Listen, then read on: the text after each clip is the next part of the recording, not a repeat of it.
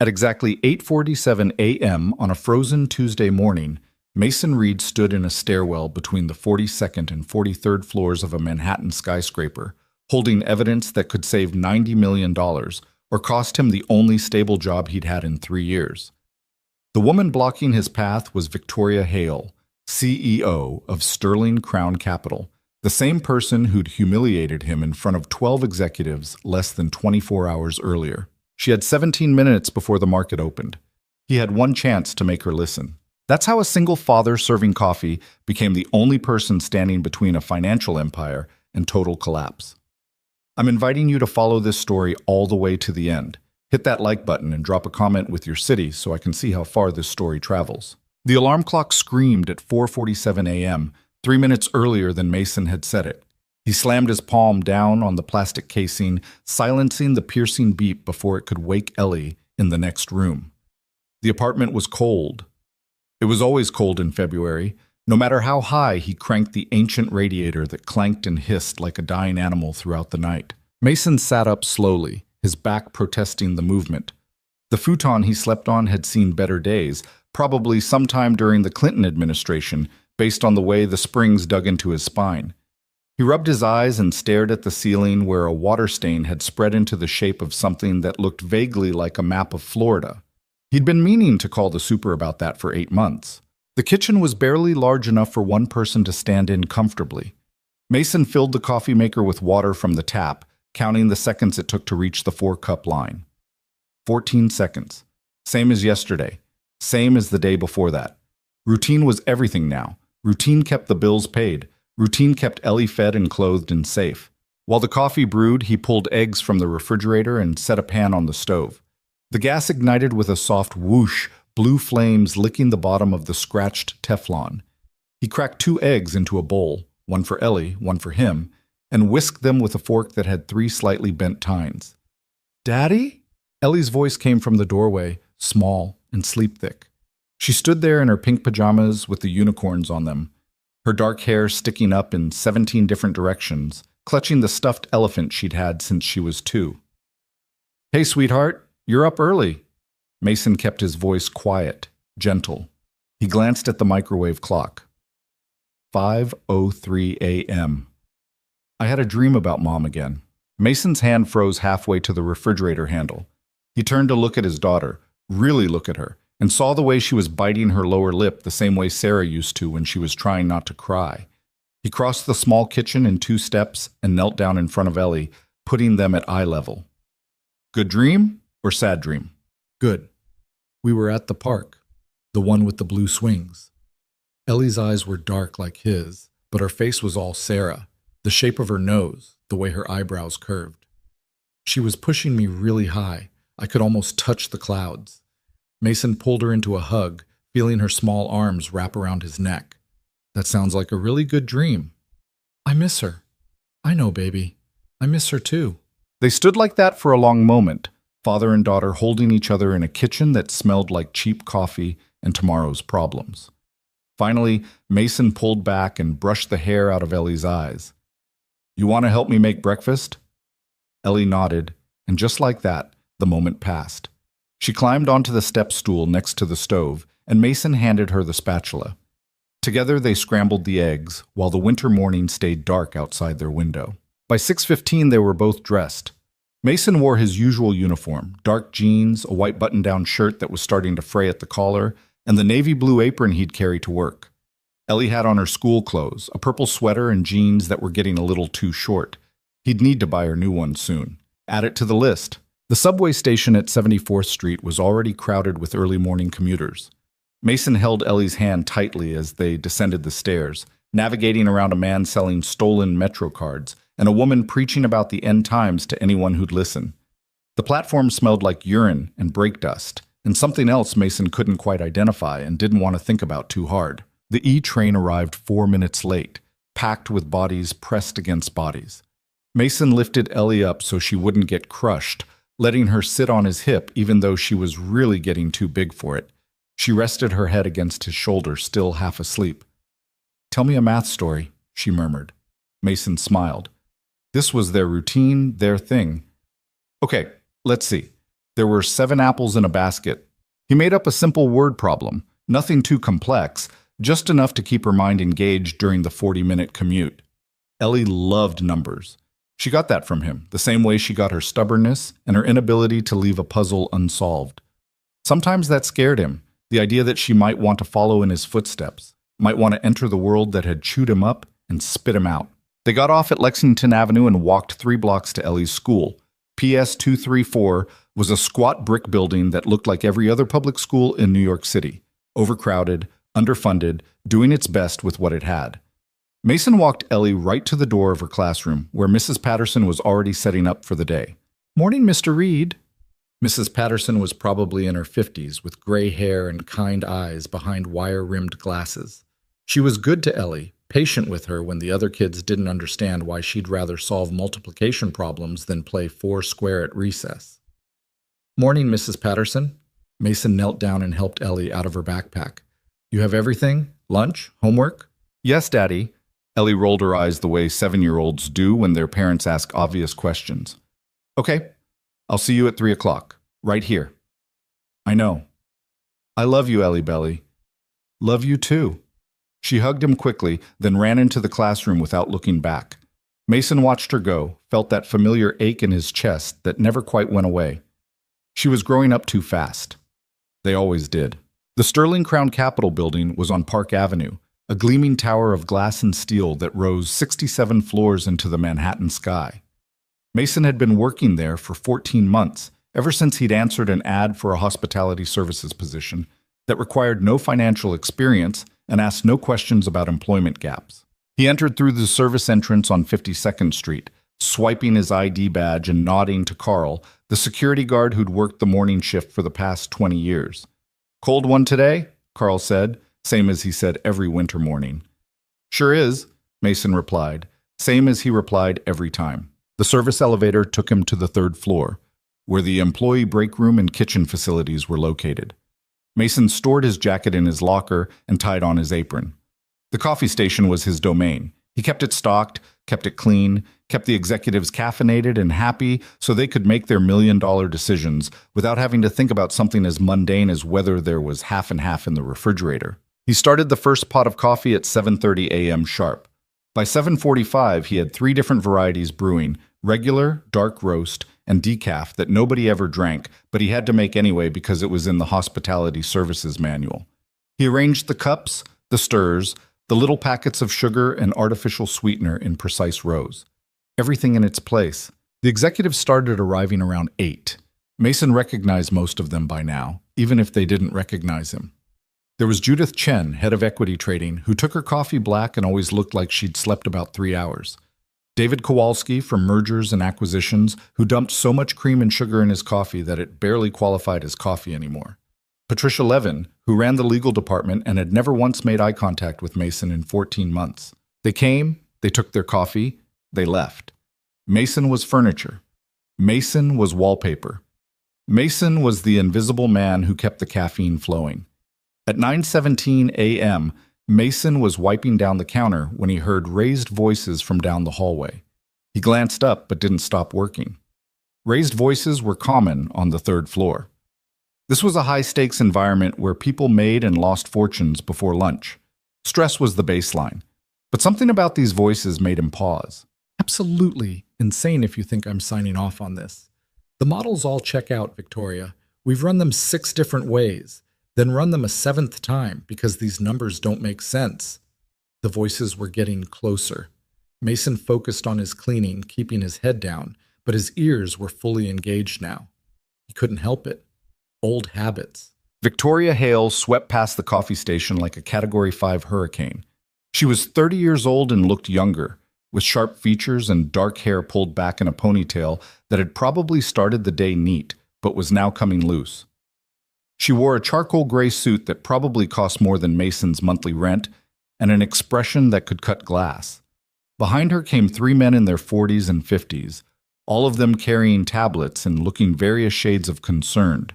"The algorithm has been tested for 6 months," one of them was saying. His name was Richard something. Mason couldn't remember his last name, but he was Senior Vice President of Quantitative Trading. "We've accounted for every variable. Have you?" Victoria stopped so abruptly that Richard almost walked into her. She spun around, and Mason found himself with an inadvertent front row seat to the confrontation. Have you accounted for February volatility? Have you accounted for the fact that the Fed is meeting in 3 weeks and everybody knows they're going to adjust rates, but nobody knows by how much? The algorithm adjusts for volatility. Does it adjust for uncertainty? Because that's what we're dealing with here, Richard. Uncertainty. Victoria's voice was sharp, precise, the voice of someone who'd learned to command rooms full of men twice her age. I'm not risking this firm's capital on a model that might work. With respect, Victoria, if we wait much longer, we're going to miss the opportunity window entirely. Then we miss it. She turned and continued down the hallway toward the conference room. I'd rather miss an opportunity than step on a landmine. Set up another meeting for Thursday. I want to see revised models that account for all possible scenarios, not just the ones that make us money. The men followed her, still protesting, their voices fading as they disappeared around the corner. Mason stood there with his cleaning cloth in his hand, frowning. Something about that conversation bothered him. Not the conflict itself, that was normal, but the specific things Victoria had said. February volatility, Fed rate adjustments, algorithmic trading models that supposedly accounted for every variable. He shook his head and went back to cleaning. It wasn't his business. It hadn't been his business for 3 years, and that's exactly how he wanted to keep it. He had a daughter to pick up at 3 o'clock. That's what mattered. At 11:30, Mason restocked the coffee station and took his lunch break in the employee cafeteria on the basement level. He ate the sandwich he'd packed that morning, turkey and cheese on wheat bread, and scrolled through his phone, checking to make sure there were no messages from Ellie's school. No news was good news. He was back at his station by 12:15, just in time for the lunch rush. More executives, more coffee, more conversations he wasn't supposed to hear but couldn't help overhearing because the coffee station was positioned right outside the main conference room. At 2:47 p.m., Mason was preparing to leave for the day when Thomas Wu from IT Services stopped by the coffee station. Hey man, you got any of that dark roast left? Just made a fresh pot. Mason poured him a cup. You're a lifesaver. Thomas took the cup and dumped 3 sugars into it. Big meeting going on in there. Everybody's been running around like crazy all afternoon. Yeah? Mason kept his voice neutral, disinterested. Some new trading algorithm they're rolling out. Supposed to make the company like $50 million in the first quarter alone. Thomas whistled low. Way above my pay grade, that's for sure. Mason handed Thomas a stir. Sounds complicated. Everything these people do is complicated. That's why they make the big bucks and we make the less big bucks. Thomas laughed at his own joke, then headed back toward the elevators. Mason started cleaning up for the day, but his mind was elsewhere. Trading algorithm, $50 million in the first quarter, Fed rate adjustments, February volatility. Stop it, he told himself. Not your problem. Not your world anymore. He untied his apron, folded it neatly, and stored it in his locker. He was halfway to the elevator when he heard Victoria's voice again, this time from inside the conference room. The door was partially open. Final review tomorrow morning, and then we go live on Wednesday. Richard, I want you to personally oversee the first trading session. If anything looks off, anything at all, you shut it down immediately. Clear? Crystal clear. Good. Let's break for today. Everybody go home, get some sleep, and we'll reconvene at 7 a.m. sharp. Mason should have kept walking. He should have gone straight to the elevator, taken the subway to 74th Street, and picked up his daughter like he did every single day. He should have gone home and made dinner and helped Ellie with her homework and tucked her into bed and never thought about Sterling Crown Capital's trading algorithm again. But he didn't. Instead, he found himself standing outside the conference room, watching through the partially open door as the executives filed out. The room was empty now except for one person, a young analyst who was collecting papers and stacking them on the table. The presentation was still up on the screen at the far end of the room, showing a series of charts and graphs and columns of numbers. Mason's eyes caught on the numbers. He told himself to look away. He told himself it wasn't his concern. He told himself all the things he'd been telling himself for 3 years. But he was already reading the data on the screen, his brain automatically processing the risk metrics and volatility calculations and correlation coefficients. He couldn't stop himself any more than he could stop breathing. And that's when he saw it. It was small, incredibly small. The kind of thing that 99 out of 100 analysts would miss because it was buried 3 layers deep in the model assumptions. But Mason had spent 7 years as a risk analyst before Sarah died. 7 years learning to spot the things other people missed. 7 years developing an instinct for danger that he'd never quite managed to turn off, no matter how hard he tried. There was an error in the correlation matrix, a single transposed variable that fundamentally altered how the algorithm would respond to market stress. Under normal conditions, the error wouldn't matter. The algorithm would work exactly as designed. But under stress conditions, the kind of stress conditions that happened when volatility spiked in February, or when the Fed made unexpected rate adjustments, the error would cause the algorithm to do the opposite of what it was designed to do. Instead of reducing risk, it would amplify it. Instead of protecting the firm's capital, it would chase losses, doubling down on failing positions in a desperate attempt to recover. Mason stared at the screen, his heart rate increasing. It would trigger a cascade, a chain reaction. The algorithm would lose money, try to recover, lose more money, try harder to recover, lose even more money. Within hours, maybe minutes, it would consume the firm's entire risk allocation for the quarter, $90 million. Maybe more. Can I help you? Mason jerked his attention away from the screen. The young analyst was looking at him with a mixture of confusion and irritation. Sorry, I was just... Mason gestured vaguely. Coffee station. Wanted to make sure everyone was done for the day. The analyst glanced at Mason's civilian clothes, clearly registering that he wasn't in his work apron. We're done. You can clean up whenever. Right. Thanks. Mason backed away from the door, his mind racing. He stood in the hallway for a long moment, torn. Then he checked his phone. 2:53 p.m. He had 7 minutes to catch the subway if he wanted to be at Ellie's school on time. Mason headed for the elevator. On the subway ride to Queens, Mason tried to focus on anything except the numbers spinning through his head. He read the advertisements for personal injury lawyers and English language courses. He counted the stops. He watched a teenager doing tricks with a soccer ball at the far end of the car. But the numbers wouldn't leave him alone. The transposed variable, the correlation error, the cascade effect. $90 million, maybe more, gone in a matter of hours. Not your problem, he reminded himself. You gave that up. You chose this life. He made it to PS 234 with 3 minutes to spare. Ellie came running out at exactly 3 o'clock, her backpack bouncing, her face bright with the kind of excitement only 7-year-olds can manage on a Tuesday afternoon. Daddy, guess what? I got 100 on my math test. Look! She thrust a paper at him with a big red 100% written at the top. Mason took the paper and made a show of examining it carefully. Wow. Multiplication tables through 12, that's my girl. Mrs. Patterson said I'm the only one in the class who got them all right. Ellie was practically vibrating with pride. That's because you're brilliant. Mason folded the test and handed it back to her. We'll put this on the fridge when we get home. They walked to the subway station hand in hand, Ellie chattering about her day, how Jeremy had gotten in trouble for putting glue in Madison's hair, how they'd read a story about penguins in Antarctica, how she'd traded her apple slices for Emma's cookies at lunch. Mason made the appropriate noises at the appropriate times, but part of his brain was still in that conference room, still staring at those numbers on the screen. Back at the apartment, Mason made dinner while Ellie did her homework at the kitchen table. Spaghetti with jarred sauce, nothing fancy, but Ellie ate 2 helpings and that's all that mattered.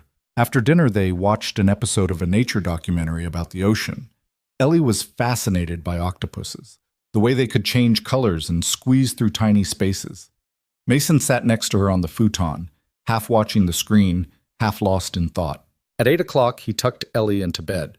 Her room was barely big enough for the twin bed and small dresser, but she'd decorated it with drawings she'd made at school and a poster of the solar system that Mason had bought her for her birthday.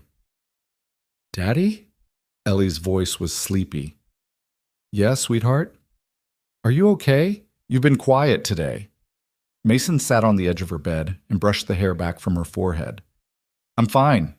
Just thinking about work stuff. Coffee stuff? Yeah, coffee stuff. He leaned down and kissed her forehead. Get some sleep. I love you. Love you too. Mason turned off the light and pulled the door mostly closed, leaving it open just a crack the way Ellie liked it. Then he stood in the narrow hallway between their two rooms and made a decision he knew he was going to regret. He went to the kitchen and pulled out his old spiral notebook from the drawer where he kept the bills and takeout menus. The notebook was from before, from his Wall Street days, filled with calculations and risk models and the kind of mathematical thinking he'd promised himself he'd left behind. Mason sat down at the kitchen table and opened the notebook to a fresh page. Then he started rebuilding Sterling Crown Capital's algorithm from memory. It took him 4 hours.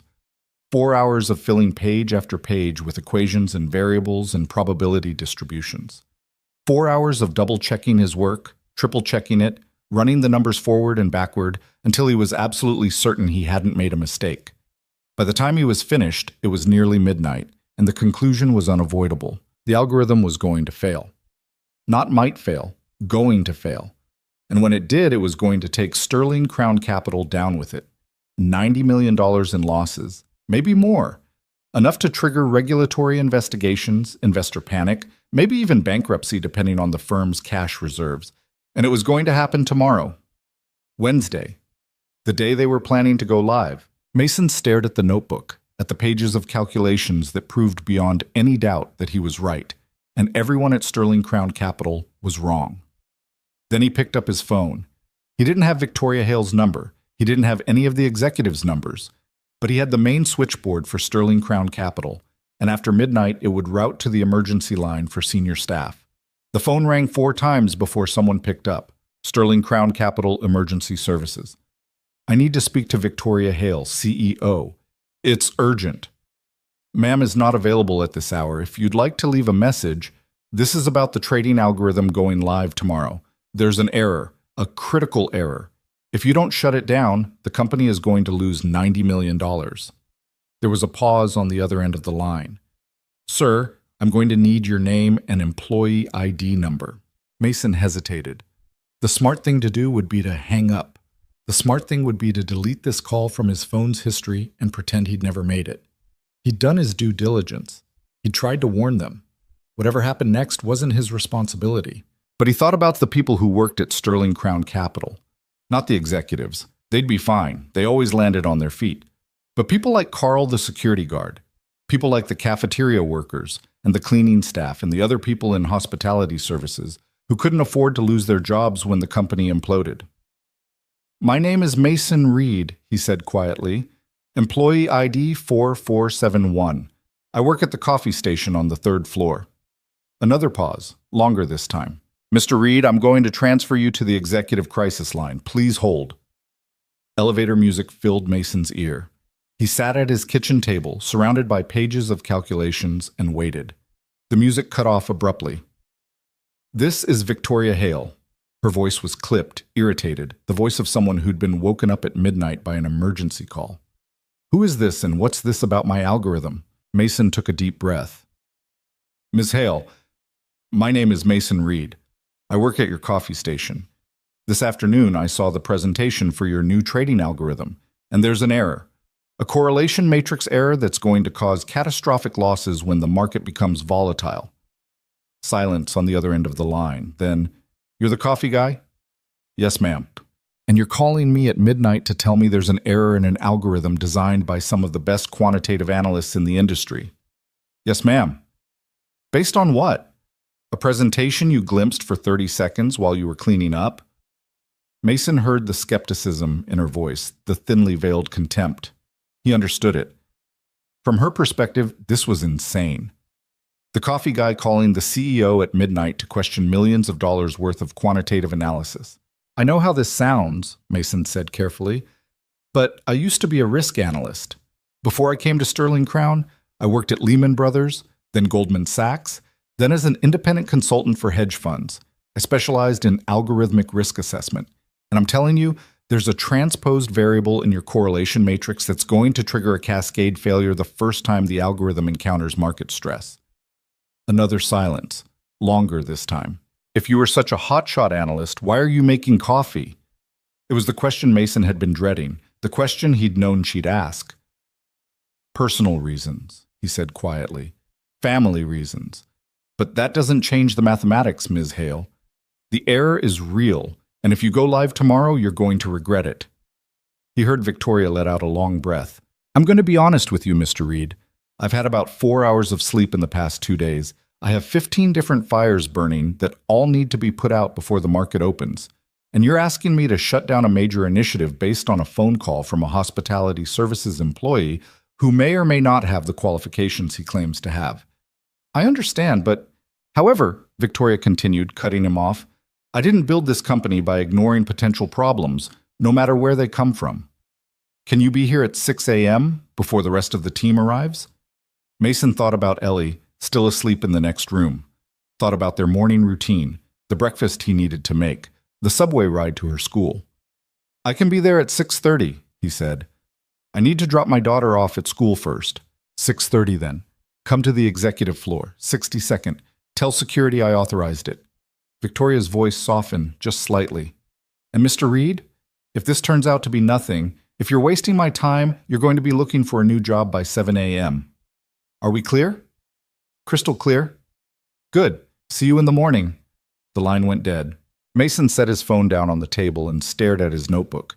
He'd just potentially ended his career at Sterling Crown Capital.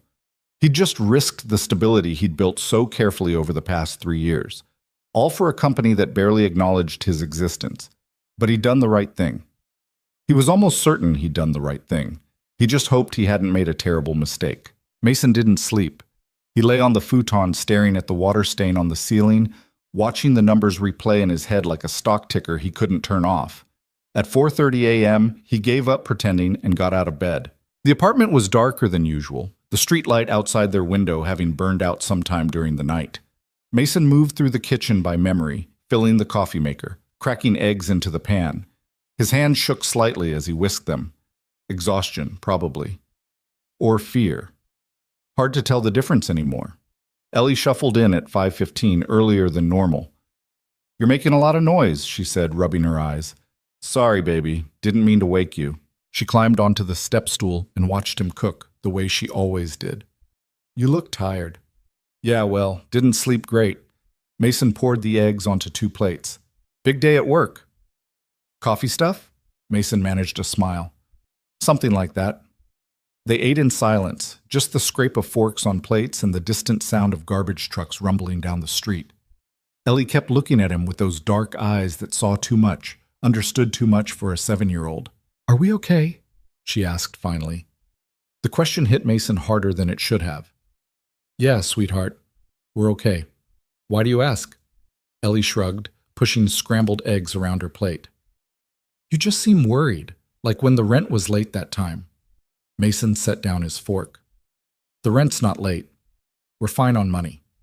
I promise. Then what are you worried about? How did you explain to a 7-year-old that her father was about to walk into a building full of people who'd either think he was crazy or think he was trying to sabotage them? How did you explain that he was risking the only stable job he'd had in 3 years because he couldn't ignore a mathematical error that might cost strangers $90 million? Just some work stuff I need to figure out, Mason said. Nothing for you to worry about. Ellie didn't look convinced, but she went back to eating. They left the apartment at 5:50, earlier than usual. The subway platform was less crowded at this hour, populated mostly by overnight shift workers heading home and early morning janitors heading to office buildings in Manhattan. Mason and Ellie found seats on the E train, and Ellie leaned against his shoulder, half asleep again. Mason pulled out his phone and opened the Notes app where he'd photographed the pages from his spiral notebook. The calculation stared back at him, undeniable. The transposed variable was in cell D47 of the correlation matrix, a single flipped coefficient that would cause the algorithm to interpret negative correlation as positive correlation under stress conditions. It was the kind of mistake that happened when someone copied data from one spreadsheet to another without double-checking the cell references. Catastrophically simple, catastrophically expensive. The train lurched to a stop at Lexington Avenue. Mason pocketed his phone and took Ellie's hand. PS 234 didn't officially open until 7 a.m., but there was an early drop-off program for parents who had to be at work before then. Mason signed Ellie in at the front desk, where a tired-looking woman named Angela sat with a coffee and a romance novel. You're early today, Angela said, marking Ellie's name on the roster. Yeah, got some stuff to take care of. Mason knelt down and gave Ellie a hug. Be good today, okay? I'm always good. I know you are. He pulled back and looked at her seriously. Listen, if I'm a few minutes late picking you up this afternoon, don't worry. I'll be here, I promise. Ellie frowned. You're never late. I won't be late today either. I'm just saying, if I am, it's okay. Okay?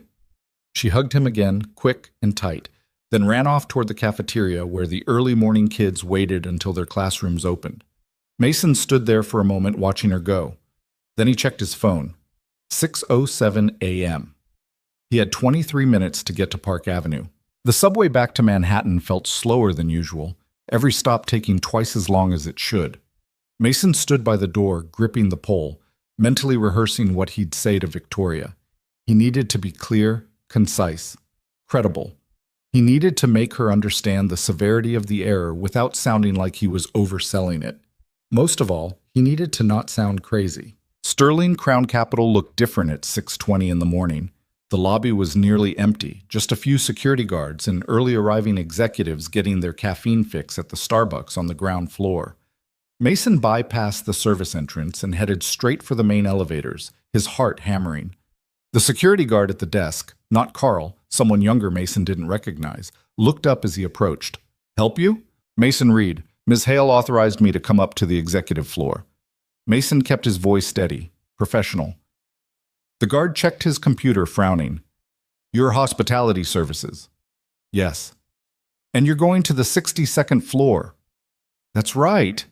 The guard picked up his phone and dialed.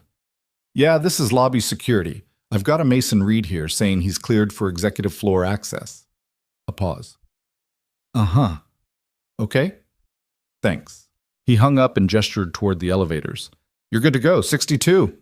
Mason nodded and walked to the elevator bank, acutely aware of how out of place he looked. He wasn't wearing his apron, he'd left it in his locker, but he was still in his usual work clothes, cheap and worn compared to the tailored suits that normally occupied these elevators. The ride to the 62nd floor took less than a minute, but felt like an hour. Mason watched the numbers climb, his stomach sinking with each floor. What the hell was he doing? This was insane. Victoria was going to take one look at him, realize he was wasting her time, and fire him on the spot. The elevator doors opened onto a reception area that made the third floor look like a janitor's closet. Floor-to-ceiling windows overlooking Manhattan, modern art on the walls that probably cost more than Mason made in a year.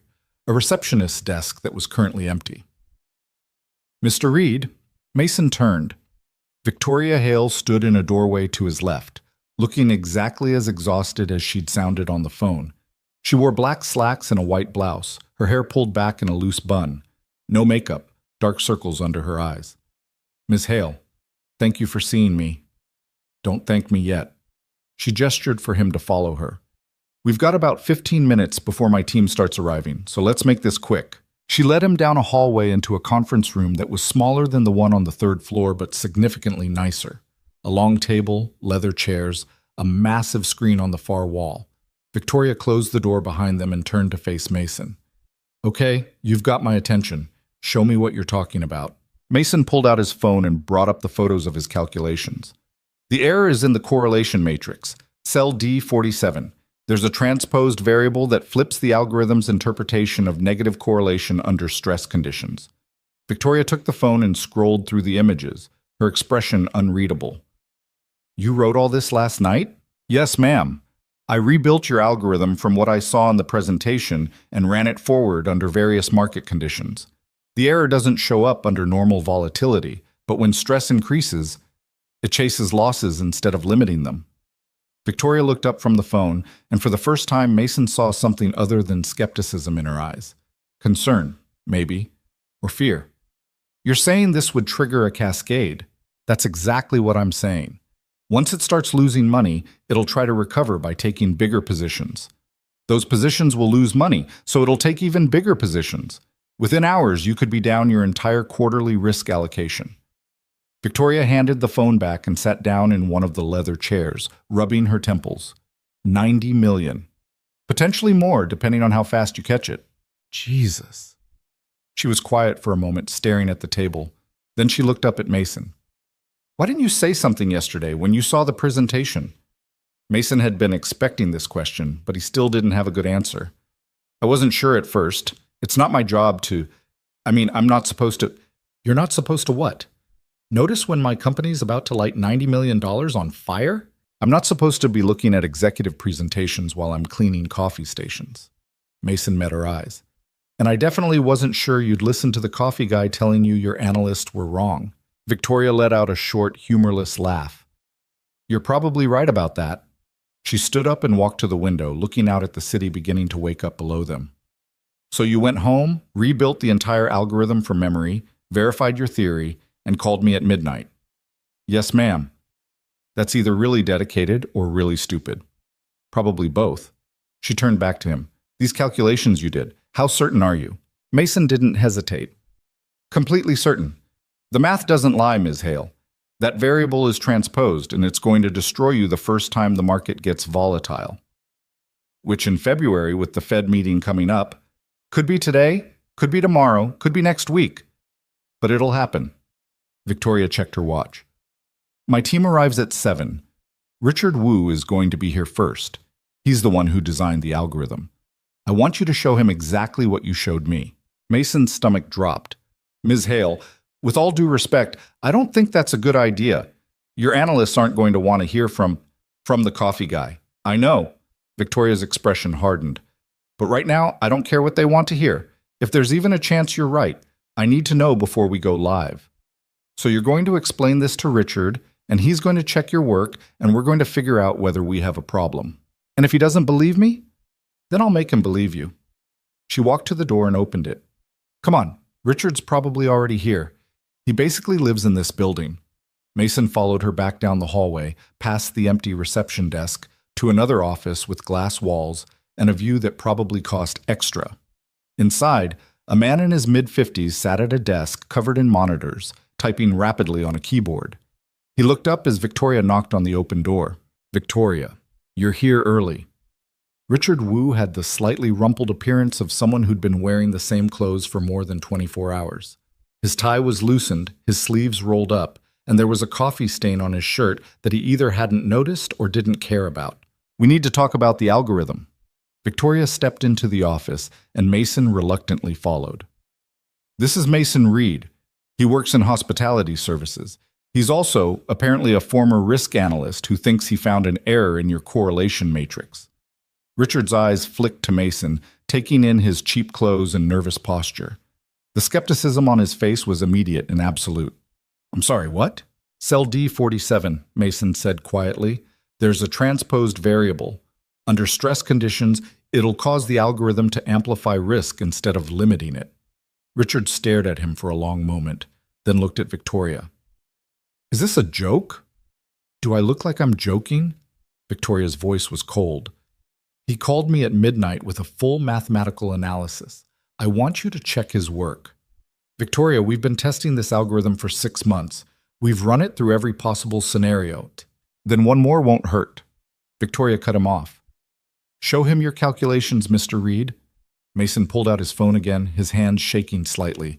He brought up the photos and handed the phone to Richard, who took it like it might be contaminated. Richard scrolled through the images, his frown deepening. He zoomed in on one page, then another, then went back to the first page. His expression shifted from skepticism to confusion to something that looked uncomfortably like alarm. Where did you get our model specifications? Richard's voice was tight. I didn't. I rebuilt it from what I saw in yesterday's presentation. You rebuilt a 6-month development project from a 30-second glance at a presentation. I've done this kind of work before. It's not that complicated once you understand the underlying assumptions. Richard looked up from the phone, his face red. Not that complicated? Do you have any idea how many man-hours went into building this? Richard! Victoria's voice cut through the rising anger. Is he right or not? The question hung in the air. Richard looked back down at the phone, scrolling through the calculations again. Mason watched him, saw the exact moment when the doubt crept in. It was subtle, a slight tightening around the eyes, a pause in the scrolling. I need to check the actual model, Richard said finally. These calculations are based on assumptions that might not, so check it. Victoria crossed her arms. Right now. We've got 90 minutes before the market opens, and if there's a problem, I want to know about it immediately. Richard set Mason's phone down on his desk and turned to his computer, pulling up spreadsheets and code windows. His fingers flew across the keyboard, and Mason saw him navigate to a file labeled correlation underscore matrix underscore final underscore v6 dot xlsx. The spreadsheet filled one of Richard's monitors, hundreds of rows and columns of data. Richard scrolled down, down, down, until he reached row 47. Then he scrolled right until he hit column D. He stopped. Mason saw at the same moment Richard did. The value in cell D47 was negative where it should have been positive. A single minus sign that reversed the entire relationship between two variables. "Oh, fuck," Richard said quietly. Victoria stepped closer to the monitor. "Is that what I think it is?" Richard didn't answer. He was already opening another window, running the algorithm forward with the corrected value. Mason watched the numbers cascade across the screen, saw the model's output shift dramatically. "How did this happen?" Victoria's voice was dangerously calm. Richard ran his hands through his hair. "We must have transposed it when we migrated the data from the testing environment. I checked this matrix myself. I know I checked it. You checked it wrong." Victoria turned to Mason. "How much time before this would have triggered?" Mason thought about the market conditions, the upcoming Fed meeting, the general February volatility. "Hard to say exactly, but based on current indicators, I'd guess sometime in the next 3 to 5 trading days." "And the losses?" 90 million minimum, possibly more if it took you a while to realize what was happening. Victoria was quiet for a moment, her jaw tight. Then she turned back to Richard. "Call everyone. I want the entire development team here in 30 minutes. We're not going live today." "Victoria, if we delay, we miss the—" "I don't care what we miss." Her voice was steel. "We're not launching an algorithm that could bankrupt this company. Make the calls, Richard." Richard looked like he wanted to argue, but something in Victoria's expression stopped him. He picked up his phone and started dialing. Victoria gestured for Mason to follow her back out into the hallway. Once they were alone, she leaned against the wall and closed her eyes. "You just saved this company $90 million, she said quietly. "I just did the math." "No." She opened her eyes and looked at him. "You did more than that. You could have walked away. You could have kept your head down and let us fail, but you didn't." Mason didn't know what to say to that. He stood there awkwardly, very aware that he was still supposed to be the coffee guy, and she was still the CEO, and this entire situation was surreal. "Can I ask you something?" Victoria said. "Why did you leave risk analysis? You're clearly good at it." Mason had known this question was coming too. He'd been dreading it since the phone call last night. "My wife died 3 years ago," he said simply. "Car accident. I had a 7-year-old daughter and a career that required 80-hour weeks. I couldn't do both, so I chose her." Victoria's expression softened. "I'm sorry." "Yeah, me too." Mason checked his phone. "Is there anything else you need from me? I have to be at my daughter's school at 3 o'clock. "What's her name?" "Ellie. And you're raising her alone." "That's right." Victoria studied him for a long moment. "What time do you need to leave to pick her up?" 2:30, 2:45 at the latest." She nodded slowly like she was working through a calculation in her head. "Mr. Reed, how would you feel about consulting for Sterling Crown on a part-time basis? We could work around your schedule with your daughter. You'd review our risk models, spot-check our algorithms, provide analysis when we need it." Mason blinked. "Miss Hale, I appreciate the offer, but I'm not—" "You just caught an error that 6 months of testing missed. An error that would have cost us 9 figures. Victoria pushed off the wall and faced him directly. "I'd be an idiot not to use that skill set, and whatever else I am, I'm not an idiot. I already have a job here. You'd keep that job. This would be additional work, additional pay." She named a number that made Mason's head spin. 10 hours a week, 15 max. Flexible schedule. You can do most of it from home. Mason thought about his rent, currently 2 months behind despite what he'd told Ellie. Thought about the holes in Ellie's shoes that he'd been meaning to fix. Thought about the fact that his futon was literally held together with duct tape and hope. "I don't have the credentials anymore," he said. "I let my certifications lapse. I'm not registered with—" "I don't care about credentials. I care about results." Victoria pulled out her phone. "Think about it, but think fast because I'm about to go into a meeting where I have to explain to my entire development team why we're delaying a major launch because the coffee guy found their mistake." Mason almost smiled at that. How are you going to handle that? Very carefully. She started walking toward the conference room.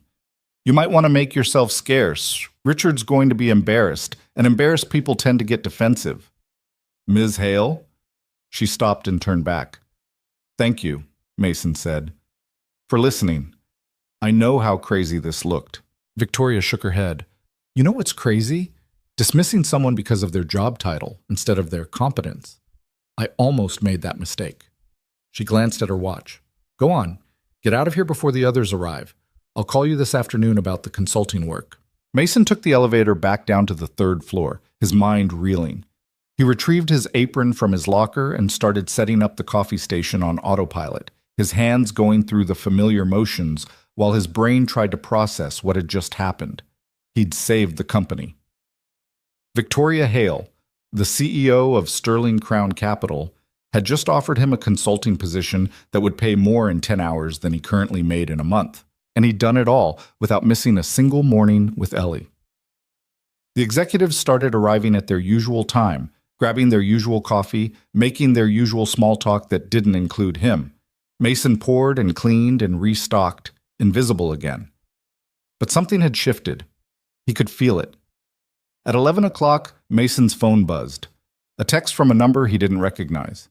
Meeting pushed to 2 o'clock, fixing the algorithm. You were right about everything. VH. Mason stared at the message for a long moment, then slipped his phone back into his pocket. At 2:30, he left Sterling Crown Capital and took the subway back to Queens.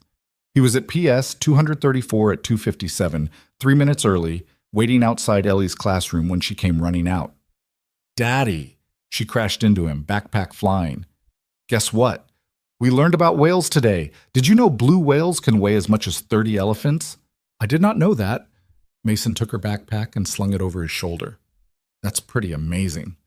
They walked to the subway station, Ellie chattering about blue whales and humpback whales and orcas that weren't technically whales at all, but were actually dolphins. Mason listened, asked questions, smiled at her enthusiasm. His phone buzzed again as they waited on the platform. Algorithm fixed. Crisis averted. Team wants to know how the coffee guy knew what we didn't. Told them you're not the coffee guy anymore. Expect a call tomorrow about the consulting work. Seriously, thank you. VH. Mason read the message twice, then looked down at Ellie, who was trying to estimate how many elephants would fit on the subway platform. Hey, Ellie Belly? Yeah? What would you think if Daddy did some extra work from home sometimes? Math work. Nothing that would change our schedule. Ellie considered this seriously. Would you still pick me up from school? Every single day, 3 o'clock sharp. Would we still have pancakes on Saturday? Obviously. Then, okay. She went back to her elephant calculations. Mason smiled and pulled her closer as the train arrived. The doors opened and they stepped inside, finding seats near the back. Tomorrow he'd worry about the details. Tomorrow he'd figure out how to be a consultant and a coffee station attendant and a single father all at the same time. Tomorrow he'd deal with the fact that he'd just stepped back into a world he'd spent 3 years avoiding. But tonight, he'd make spaghetti for dinner and help Ellie with her homework and tuck her into bed at 8 o'clock sharp. Tonight, everything was exactly the way it was supposed to be. The call came at 9:47 the next morning while Mason was refilling the cream dispensers. He almost didn't answer. The number was unfamiliar, and he'd learned over the years that unknown numbers usually meant debt collectors or telemarketers, or occasionally his landlord asking about rent that was already on its way.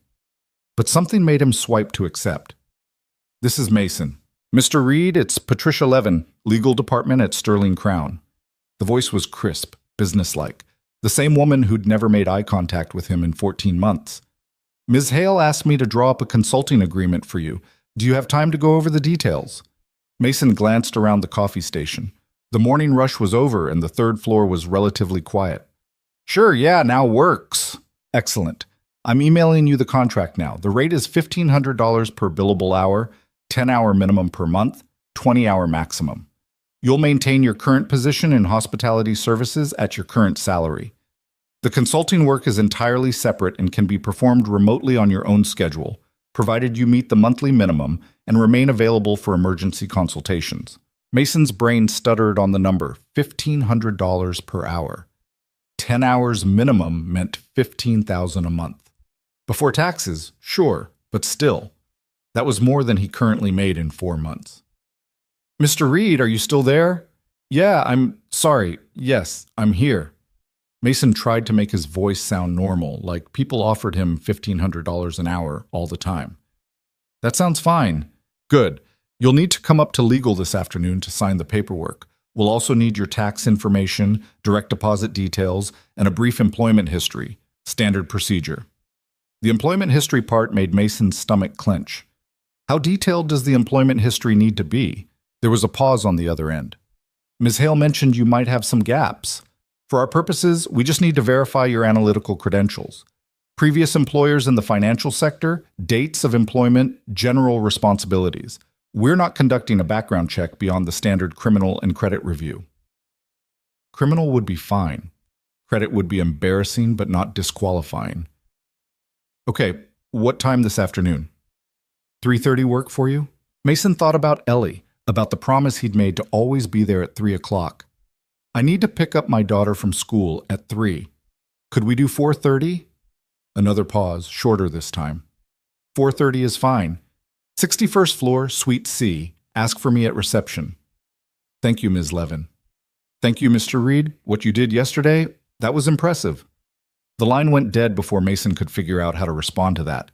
He stood there holding his phone, staring at the coffee station that suddenly felt very small and very far away from wherever his life was apparently heading. A maintenance worker walked by and grabbed a cup of regular, didn't say thank you, didn't even look at him. Business as usual. Mason's phone buzzed again. An email from Patricia Levin with a PDF attachment. He opened it and scrolled through page after page of legal language that basically confirmed what she'd said on the phone.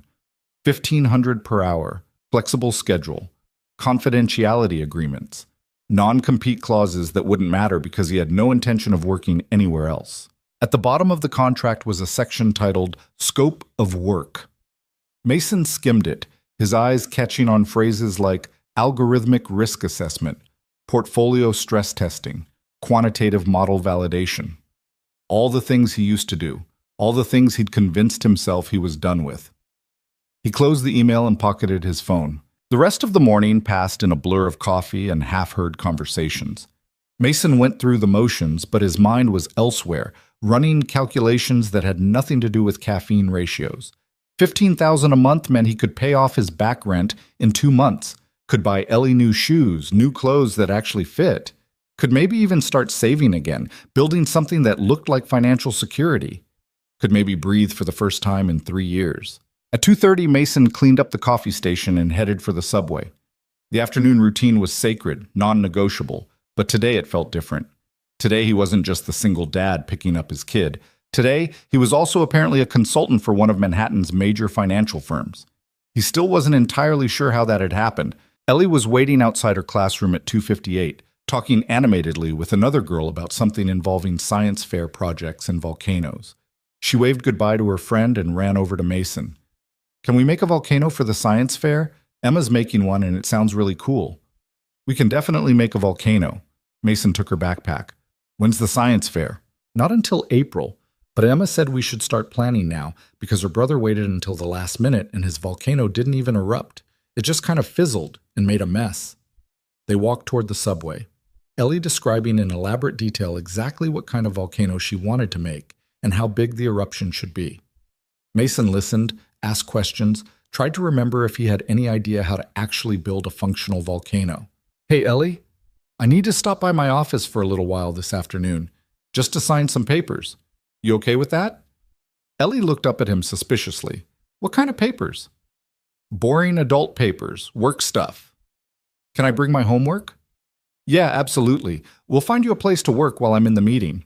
They took the subway back to Manhattan, Ellie sitting next to him with her math workbook open, occasionally asking him to check her multiplication problems.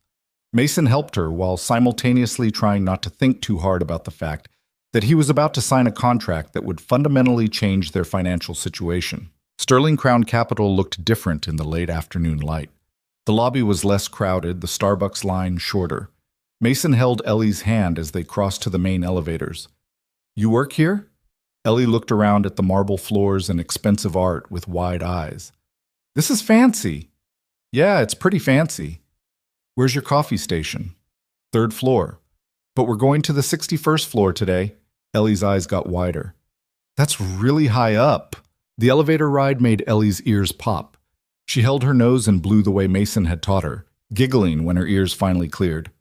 When the doors opened on 61, she stepped out cautiously, taking in the floor-to-ceiling windows and the view of Manhattan spreading out below them. Whoa. Yeah, whoa is right. Mason approached the reception desk, where a woman in her 30s sat typing on a computer. Hi, I'm Mason Reed. I have a 4:30 appointment with Patricia Levin. The receptionist smiled at him, then looked down at Ellie. And who's this? I'm Ellie. I'm 7. We're going to make a volcano for science fair. The receptionist's smile widened. That sounds exciting. Miss Levin's office is down the hall, third door on the right. You can head back. Mason thanked her and led Ellie down the hallway. The offices here were all glass-walled, and through them Mason could see people having meetings, making phone calls, staring at multiple computer screens. Ellie gripped his hand tighter. Daddy, everyone here looks really serious. They're just working, sweetheart. Same as anywhere else. Patricia Levin's office was at the end of the hall, slightly larger than the others, and decorated with diplomas from Harvard and Columbia Law. Patricia herself stood up from behind her desk when Mason knocked on the open door. Mr. Reed, right on time. She looked down at Ellie. And you brought a friend. This is my daughter, Ellie. I hope it's okay that I brought her. Of course. Patricia gestured to a small table in the corner of her office where a few chairs sat around a coffee table. Ellie, there's some paper and pens over there if you want to draw while your dad and I talk. This shouldn't take too long. Ellie looked at Mason, who nodded. She went to the table and started pulling out her homework, settling in with the focused determination she applied to everything. Patricia closed the door and returned to her desk, pulling out a folder. I have the contract here, along with the tax forms and direct deposit paperwork. I'll walk you through each section. For the next 20 minutes, Patricia explained every clause, every contingency, every legal term that Mason barely understood. He signed where she indicated, initialed where necessary, provided his banking information and social security number, and employment history that looked more like a confession than a resume. Lehman Brothers 2005 to 2008, Patricia read from the form Mason had filled out. Goldman Sachs 2008 to 2010, Independent Consulting 2010 to 2014. She looked up. That's when your wife passed? 2014, yeah. I'm sorry. Patricia made a note on the form. And then you worked at 3 different hospitality positions before coming to Sterling Crown in 2015? That's right. Patricia set down her pen and looked at him directly. Mr. Reed, you went from being a senior risk analyst at Goldman Sachs to serving coffee. That's quite a transition. Mason glanced over at Ellie, who was deeply absorbed in her math homework. I had priorities that mattered more than my career. And now? Now I still have those priorities. But this consulting work, it doesn't interfere with them. That's the only reason I'm signing. Patricia nodded slowly, like she understood something she hadn't before. Ms. Hale mentioned that you have a hard stop at 3 o'clock every day. Non-negotiable. She said that too. Patricia gathered the signed papers and tucked them back into the folder. You know, I've worked at Sterling Crown for 6 years. I've never seen Victoria accommodate someone's schedule the way she's accommodating yours. I didn't ask her to. I know, that's probably why she's doing it. Patricia stood and extended her hand. Welcome to the team, Mr. Reed. Your first consulting retainer will be deposited on the 1st of next month. In the meantime, Victoria wants to set up a meeting next week to discuss your initial projects. Mason shook her hand, still trying to wrap his head around the fact that this was real. He was really doing this. One more thing, Patricia said as Mason turned to collect Ellie. The development team, Richard's team, they're not happy about what happened yesterday. Mason stopped. I figured. Richard Wu is brilliant, but he doesn't handle being wrong very well, and you made him look bad in front of Victoria. Patricia's expression was carefully neutral. I'm not saying there will be problems. I'm just saying you should be aware that not everyone is thrilled about the coffee guy becoming a consultant. Noted. Mason thanked her again and gathered Ellie, who carefully packed up her homework and waved goodbye to Patricia on their way out. In the elevator, Ellie looked up at him. Did you get a new job? Sort of. It's complicated. Are you still going to make coffee? Yeah, I'm still doing that too. Ellie frowned, processing this. That's a lot of jobs. Yeah, baby, it is. They had dinner at a diner near their apartment, a rare extravagance that Mason justified by reminding himself that he'd just signed a contract worth $15,000 a month. Ellie ordered a grilled cheese and chocolate milk and told him more about the volcano she wanted to build. Mason ordered a burger he barely tasted and tried to figure out how he was going to balance everything he'd just agreed to. That night, after Ellie was asleep, Mason sat at the kitchen table with his spiral notebook and started making lists. He'd need to set up a proper workspace at home, somewhere he could review risk models without Ellie accidentally seeing confidential financial data. He'd need to figure out which hours he could realistically dedicate to consulting without sacrificing time with his daughter. He'd need to remember how to be the analyst he used to be, the one who could spot patterns and calculate risk and see problems before they became catastrophes. He'd spent 3 years trying to forget how to be that person. Now he was being paid to remember. His phone buzzed at 10:15. A text from Victoria Hale. Patricia said you signed. Good. First assignment? Review the corrected algorithm before we go live next week. I'll send you the files tomorrow.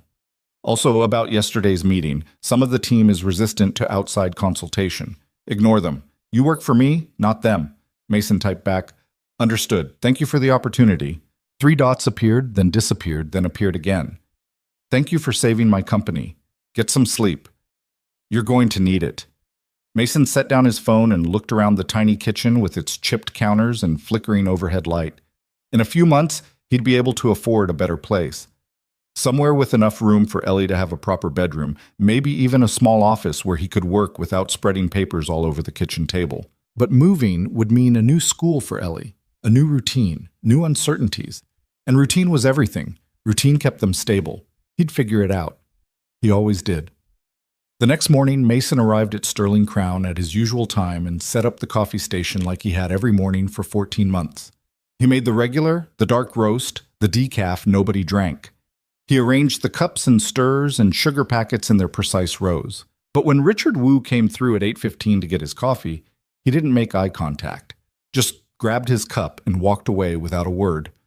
Judith Chen from Equity Trading was next. She at least nodded at Mason, but her smile was tight, professional, the kind of smile you gave to someone you were required to be polite to, but didn't particularly like. David Kowalski stopped at the station and actually spoke. Heard you're doing some consulting work now. That's right. Must be nice. Getting paid twice for the same job. Mason kept his expression neutral. I'm still here every morning making coffee, same as always. David dumped cream into his cup without measuring. Yeah, we'll see how long that lasts. He walked away and Mason stood there feeling the weight of every eye in the hallway. News traveled fast in this building. The coffee guy who'd caught the air Richard Wu missed. The coffee guy who was now making consultant money to do the job Richard's entire team was supposed to do. The coffee guy who didn't know his place. Mason finished his shift at 2:30 and picked up Ellie at the usual time. On the subway ride home, he checked his email and found a message from Victoria with 3 attachments: the corrected algorithm, the original algorithm, and a summary of the changes Richard's team had made. Review both versions, Victoria had written. I want to know if there are any other problems we missed. No deadline, but sooner is better than later. Mason opened the files on his phone and immediately regretted it. The algorithm was hundreds of lines of code, complex enough that reviewing it properly would take hours, maybe days. He couldn't do this on a phone screen while riding the subway with his daughter, asking him questions about volcanoes. At home, after dinner and homework and the bedtime routine, Mason opened his laptop at the kitchen table and pulled up the files again. The corrected algorithm loaded slowly, the code filling his screen in neat, organized blocks. He started at the top and worked his way down, checking each function, each variable, each calculation against his memory of how risk algorithms were supposed to work. By midnight, he'd found 3 potential issues. Not errors exactly, but inefficiencies that would slow down the algorithm's processing time and potentially cause lag during high-volume trading periods. He documented each one in a separate email to Victoria, explaining the problem and suggesting fixes. He sent the email at 12:47 a.m. and immediately regretted it. Victoria was probably asleep. Sending work emails at 1 in the morning made him look desperate, overeager, like he was trying too hard to prove himself. His phone buzzed 30 seconds later. Got your email? This is excellent work. Can you have the full review done by Friday? Mason typed back, yes. Good. Also, stop second-guessing yourself. I asked for this review because I trust your judgment.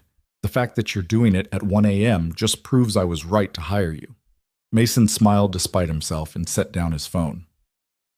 Thursday morning, Richard Wu was waiting at the coffee station when Mason arrived at 7:30. We need to talk, Richard said without preamble. Mason set down his bag and started the first pot of coffee. Okay. What about? About the fact that you're reviewing my work. Work that my team spent 6 months developing. Work that Victoria apparently doesn't trust anymore because the coffee guy found one mistake. Mason measured coffee grounds into the filter, keeping his movements calm and deliberate. It wasn't one mistake. It was a critical error that would have cost the company $90 million. It was a transposition error that happened during data migration. It happens. We would have caught it during the first live trading session. Maybe. Or maybe you would have caught it after you'd already lost $50 million. Richard's face flushed. You know what your problem is? You think you're smarter than everyone else.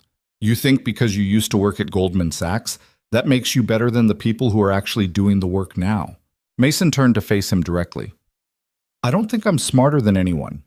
I think I caught an error because I was looking at your algorithm from a different angle than you were. That's all. That's all, Richard laughed, bitter and sharp.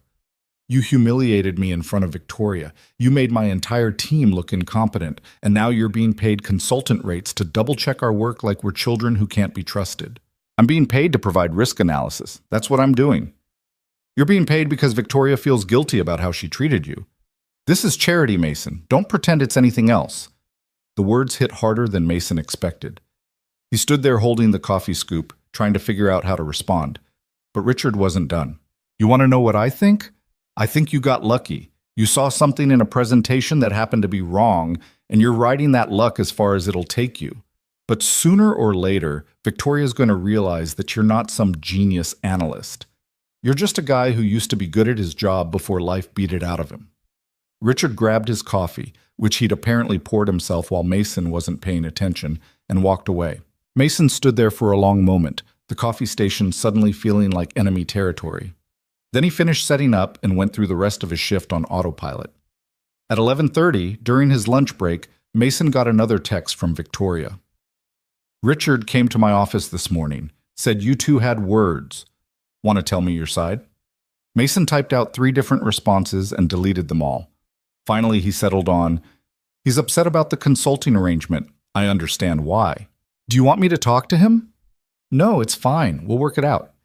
Mason, if he's making your job difficult, it's fine. Really? There was a long pause before Victoria's next message came through. Okay, but the offer stands. Nobody gets to make your life hell because they're embarrassed about missing an error. That includes Richard. Mason pocketed his phone and finished his sandwich alone in the basement cafeteria, surrounded by other low-level employees who didn't know or care that he was now making consultant money. Friday afternoon, Mason finished his full review of the algorithm and sent it to Victoria at 2:15, just before leaving to pick up Ellie. He'd found 7 issues total. 3 he'd already reported, plus 4 more ranging from minor inefficiencies to 1 potentially serious vulnerability in how the algorithm handled sudden market reversals. Victoria called him at 8:30 that night, after Ellie was asleep. I just finished reading your review, she said without preamble. This is exactly what we needed. Half of these issues I don't think we ever would have caught on our own. Some of them are pretty subtle. That's why I hired you. Victoria paused, and Mason heard papers rustling in the background. I'm sending this to Richard's team on Monday. They're going to need to make corrections before we can go live. They're not going to be happy about that. I don't pay them to be happy. I pay them to build algorithms that work. Victoria's voice softened slightly. How are you holding up? Richard said some pretty harsh things yesterday. Word travels fast. It's a small building, and Richard has a big mouth when he's angry. Another pause. For what it's worth, he's wrong. This isn't charity, and you're not lucky. You're good at what you do, and you earned this position. Mason didn't know what to say to that, so he said nothing. Listen, Victoria continued, I'm having a strategy meeting on Tuesday morning, 9 a.m., executive conference room. I want you there. I'll be running the coffee station at 9 a.m. Not on Tuesday. On Tuesday, you'll be in the meeting. I'll have someone else cover the station. Mason's stomach clenched. Ms. Hale, I don't think that's a good idea. The team already resents. The team needs to get used to the fact that you're a consultant now, not just hospitality services. And that means sometimes you'll be in meetings with them. Victoria's tone left no room for argument. 9 a.m. Tuesday. Wear something nicer than your usual work clothes. She hung up before Mason could protest further. Tuesday morning, Mason dropped Ellie off at school wearing the one decent suit he still owned from his Goldman Sachs days. It was slightly too big now. He'd lost weight over the past 3 years, and the pants needed hemming, but it was better than showing up in his coffee station clothes. Ellie had stared at him that morning like he was a stranger. Why are you so fancy? I have a meeting at work. A coffee meeting? A different kind of meeting. She'd accepted this with a shrug and gone back to her cereal. Now Mason stood outside the executive conference room at 8:55 a.m., trying to calm his nerves. Through the glass wall, he could see people already gathering: Richard Wu, Judith Chen, David Kowalski, several others he recognized but didn't know by name. All of them in expensive suits, all of them looking like they belonged there. All of them looking at him through the glass like he definitely didn't. Mason took a deep breath and opened the door. The conversation stopped immediately. Everyone turned to stare at him, and for a moment Mason felt like he was back in high school, the new kid walking into the cafeteria with no idea where to sit. Then Victoria walked in behind him. Good, you're here. Everyone, you know Mason Reed. He'll be joining us for strategy meetings going forward in his capacity as risk consultant. She gestured to an empty chair. Mason, sit wherever you want. The only empty chair was next to Richard Wu. Mason sat down, acutely aware of the tension radiating from the man beside him. Victoria took her seat at the head of the table and opened her laptop. Let's get started. First item is the revised timeline for the algorithm launch. Richard, where are we? Richard cleared his throat, not looking at Mason. We've made the corrections based on the external review. The new launch date is March 15th, pending final testing. Good. Mason, anything else you want to flag before we commit to that date? Every eye in the room turned to Mason. He could feel their resentment, their skepticism, their certainty that he was about to say something that would delay the project even further. Mason looked down at the notes he'd prepared. The market reversal vulnerability I mentioned. I'd recommend stress testing that specifically before launch. Run it through some historical crash scenarios, see how it responds. Richard's jaw tightened. We already do stress testing as part of our standard protocol. I know, I'm suggesting additional testing focused specifically on rapid reversals. October 2008, August 2015, March 2020. See if the algorithm can handle those conditions without amplifying losses. That'll take at least another week, someone across the table said. Mason thought his name was Thomas, but he wasn't sure. Victoria looked at Richard. Can you have those tests done in a week? Richard looked like he wanted to argue, but he just nodded. Yeah, we can do it. Good. Next item. The meeting continued for another hour. Mason mostly stayed quiet, speaking up only when Victoria specifically asked for his input. Each time he did, he could feel the room's temperature drop a few degrees. When the meeting finally ended, people filed out quickly, not making eye contact with Mason. Richard was the last to leave, and he stopped next to Mason's chair. You're enjoying this, aren't you? Richard's voice was low enough that only Mason could hear. Playing the hero. Making us look bad. Mason met his eyes. I'm doing the job Victoria hired me to do. Same as you. No, not the same as me. Richard leaned closer. I earned my position. I have a PhD from MIT and 15 years of experience building trading systems. You have what? A community college degree and 3 years serving coffee. Actually, I have a master's from Columbia and 7 years analyzing risk before my wife died, Mason said quietly. But you're right that we're not the same. You build algorithms. I find the flaws in them. That's why Victoria needs both of us. Richard stared at him for a long moment, then walked out without another word. Mason sat alone in the conference room, his hands shaking slightly. He just stood up to a senior vice president of quantitative trading. He'd just claimed a seat at a table he'd been invisible beside for 14 months. He had no idea if that was brave or stupid. Victoria poked her head back into the room. You okay? Yeah, fine. Richard's an ass when his ego gets bruised. Don't take it personally. Little late for that. Victoria came fully into the room and closed the door behind her. Mason, I need you to understand something. What you're doing here matters, not just because you caught one error, but because you see things differently than the people who've been staring at the same problems for years. That perspective is valuable. That's why I hired you. Your team doesn't see it that way. They will. Eventually. Victoria leaned against the table. In the meantime, you need to hold your ground. Because if you back down now, if you let Richard intimidate you into being invisible again, then you're not useful to me anymore. Understand? Mason understood. He just wasn't sure he could do what she was asking, but he nodded anyway. Because $15,000 a month meant Ellie could have new shoes and a bedroom that didn't have water stains on the ceiling. It meant he could pay his rent on time and maybe even save for her college fund. It meant he couldn't afford to be invisible anymore, no matter how much easier that would be. The algorithm went live on March 15th at exactly 9:30 a.m., 30 seconds after the market opened. Mason stood at the coffee station on the third floor, wiping down counters that didn't need wiping, trying not to think about the fact that 60 floors above him, millions of dollars were being traded based on code he'd spent the last 3 weeks reviewing. Richard's team had completed the additional stress testing. They'd fixed the market reversal vulnerability. They'd addressed every issue Mason had flagged in his reports. But that didn't stop his stomach from churning. At 10:15, his phone buzzed. A text from Victoria. Algorithm performing perfectly. Exactly as predicted. Nice work. Mason let out a breath he hadn't realized he'd been holding. The rest of March passed in a blur of double shifts. Coffee station during the day, consulting work at night after Ellie went to sleep. Mason reviewed risk models, spot-checked trading algorithms, analyzed portfolio positions for potential vulnerabilities.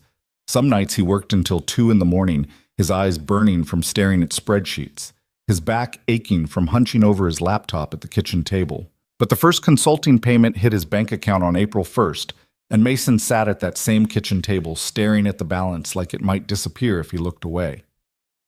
$15,000. More money than he'd seen in one place since Sarah died. He paid off his back rent that afternoon. Bought Ellie 3 new pairs of shoes and a winter coat that actually fit. Went to the grocery store and bought fresh vegetables instead of the wilted ones from the discount bin. Small things. Normal things. Things other people took for granted. Things that felt like winning the lottery. Ellie noticed the changes immediately. "Why do we have the good peanut butter?" she asked one morning, holding up the jar like it was evidence of a crime. "Because we can afford it now." "Did you get a raise at the coffee job?" Something like that. She'd accepted this explanation the way 7-year-olds accept most things, with a shrug and a return to whatever was actually important, which in this case was building a volcano that would erupt bigger than Emma's. They spent 2 weekends in April constructing that volcano. Mason helped her build the structure out of cardboard and paper mache, watched her paint it with more enthusiasm than precision, mixed the baking soda and vinegar solution that would create the eruption. The night before the science fair, Ellie was so excited she could barely sleep. "What if it doesn't work?" she asked from her bed, her stuffed elephant clutched tight. "It'll work. We tested it 3 times, remember? What if it works too well, and it erupts all over the gym floor?" Mason smiled and brushed the hair back from her forehead. "Then we'll clean it up together. Either way, it's going to be great." The science fair was on a Thursday afternoon.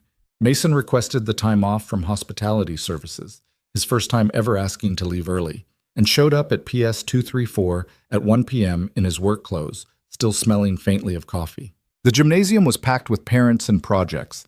Mason spotted Ellie's volcano immediately, sitting on a table near the back, painted in bright reds and oranges that definitely didn't match any volcano in nature, but looked exactly like something a 7-year-old would create. Ellie saw him and came running. "Daddy, you came!" "Of course I came. Wouldn't miss this." He looked at the volcano, currently dormant. "You ready for the eruption?" "Mrs. Patterson said we can do it at 2 o'clock. All the volcanoes erupt at the same time." They waited together, Ellie nervously rearranging the information poster she'd made about volcanic activity and plate tectonics. Mason read it and felt a surge of pride at how much she'd learned, how thoroughly she'd researched, how seriously she'd taken the whole project. At 2 o'clock, Mrs. Patterson gave the signal.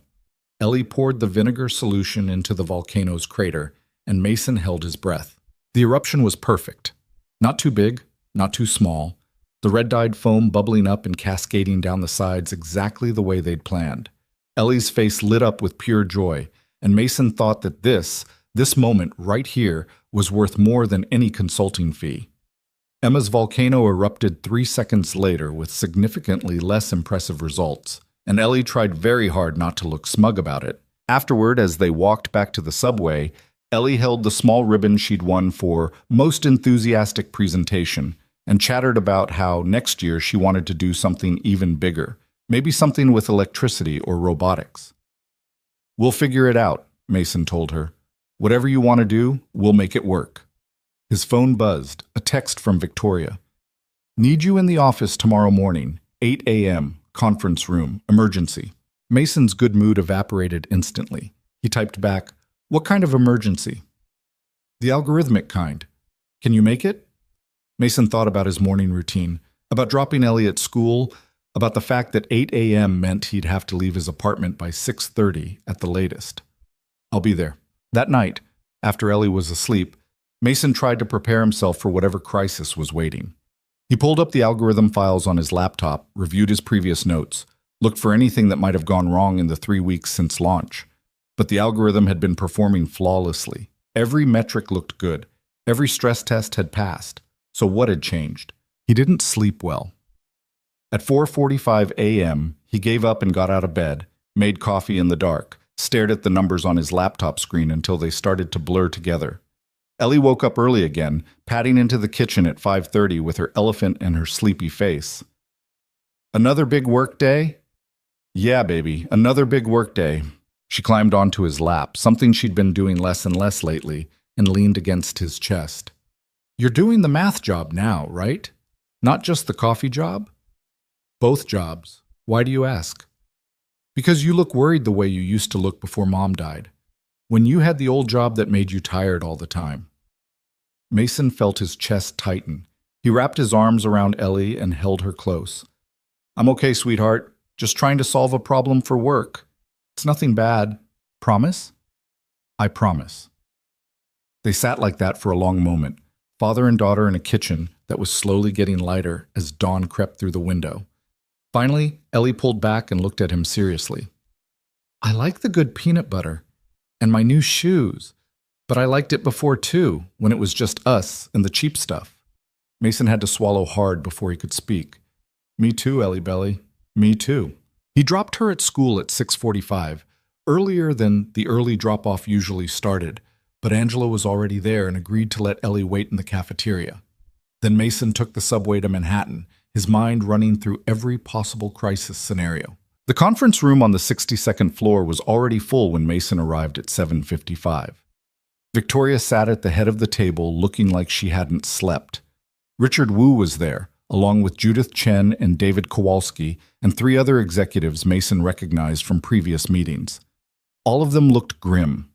Mason took the only empty seat next to a woman he didn't know who barely glanced at him. Victoria started talking immediately. "Thank you all for coming in early. We have a situation. Richard, walk everyone through it." Richard pulled up a presentation on the main screen. "At approximately 11:47 p.m. last night, our algorithm detected an anomaly in overnight futures trading, specifically an unusual correlation spike between tech sector volatility and treasury yields." Mason leaned forward, studying the chart Richard had displayed. The correlation spike was small, barely noticeable, but it was there. "The algorithm responded according to protocol," Richard continued. "It reduced our tech exposure and increased our position in defensive sectors. Standard risk management procedure." "So what's the problem?" Judith asked. "The problem is that the anomaly disappeared by 2 a.m.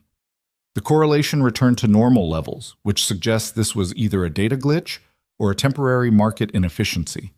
Richard clicked to the next slide. "But the algorithm had already executed the trades. We're now holding positions that don't align with current market conditions." David leaned back in his chair. "How much are we talking?" $7 million in overnight trading activity. Not catastrophic, but not ideal either." Richard looked directly at Mason. "I wanted to reverse the trades at 2 a.m. when the anomaly cleared, but the algorithm's decision tree doesn't allow for position reversals within a 12-hour window. That's one of the constraints we built in to prevent overtrading. Everyone turned to look at Mason. He met their eyes, confused. I didn't design that constraint. That's part of your original architecture. But you reviewed the architecture, Richard said. You reviewed every aspect of this algorithm. If the 12-hour constraint was a flaw, why didn't you flag it? Mason felt the trap closing around him. The 12-hour constraint isn't a flaw. It's a reasonable safeguard against reactive trading. The real question is whether your anomaly detection system is too sensitive. My anomaly detection system, Richard said slowly, has been running successfully for 8 months without a single false positive. Until last night. Until last night. Richard's expression was carefully neutral, but Mason could see the accusation lurking beneath it. Which raises the question of whether something changed in the algorithm that affected how it interprets anomalies. The room went very quiet. Victoria looked between Mason and Richard. Are you suggesting that one of Mason's corrections caused this? I'm suggesting that we made significant changes to the algorithm based on an external review, and now we're seeing behavior we didn't see during testing. Richard pulled up another slide showing the algorithm's trading history. Before Mason's corrections, the algorithm never responded to correlation spikes smaller than 0.7%. Last night's spike was 0.43%, well below our historical threshold. Mason studied the data, his mind racing. Richard was right. The sensitivity had changed. But why? Then he saw it. The market reversal vulnerability he'd flagged. Richard's team had fixed it by adjusting the algorithm's volatility interpretation parameters. But in doing so, they'd inadvertently lowered the threshold for what the algorithm considered significant correlation changes. It's not the 12-hour constraint, Mason said quietly. And it's not a false positive. The algorithm is working exactly as designed. The problem is that when you fix the market reversal vulnerability, you increase the algorithm's sensitivity to correlation changes. It's now detecting smaller anomalies that your original version would have ignored.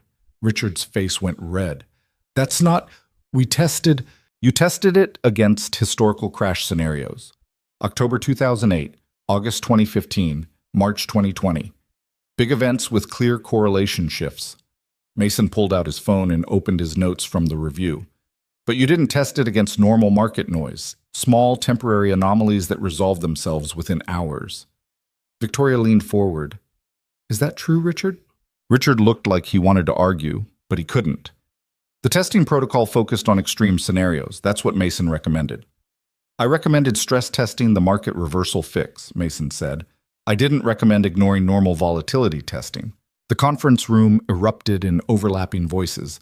Judith was demanding to know why normal volatility hadn't been part of the testing protocol. David was arguing that 7 million in misaligned positions wasn't actually that bad. The woman Mason didn't know was typing rapidly on her laptop, presumably calculating their exposure. Victoria held up her hand and the room went quiet. Okay, here's what we're going to do. Richard, I want a full analysis of the algorithm's sensitivity thresholds by end of day. Mason, I want you to review his analysis and recommend adjustments. We're going to recalibrate this system so it can distinguish between real anomalies and market noise. That could take weeks, Richard said. Then you'd better get started. Victoria's voice was ice. And Richard, next time we're testing a major fix, I want comprehensive testing across all scenarios, not just the dramatic ones. Clear? Crystal clear. Victoria dismissed the meeting, and people filed out in tense silence. Mason stayed in his seat, staring at the data still displayed on the screen, trying to figure out how he'd missed this. He should have caught it, should have realized that fixing one vulnerability might create sensitivity issues elsewhere, should have recommended broader testing instead of just focusing on extreme scenarios. Victoria sat down next to him after everyone else had left. Stop it. Stop what? Stop blaming yourself. This isn't your fault. I reviewed the algorithm. I signed off on the testing protocol. If you'd been more thorough, you would have found different issues, and Richard would be blaming you for those instead. Victoria rubbed her temples. This is how it works, Mason. We find problems, we fix them. We find new problems, we fix those. It's iterative. Nobody gets it perfect the first time. $7 million isn't perfect. $7 million isn't catastrophic either. We'll unwind the positions, recalibrate the system, and move on. She looked at him seriously. But I need you to understand something. Richard is looking for a reason to discredit you. He's looking for proof that the coffee guy doesn't know what he's doing, so you cannot give him ammunition by acting like you're not qualified to be here. Mason met her eyes. What if he's right? What if I'm not qualified? You caught an error that would have cost us $90 million. You found vulnerabilities in 3 other trading systems since then. You just identified the exact cause of last night's anomaly in under 5 minutes. Victoria stood up. You're qualified, Mason. You just need to start believing it.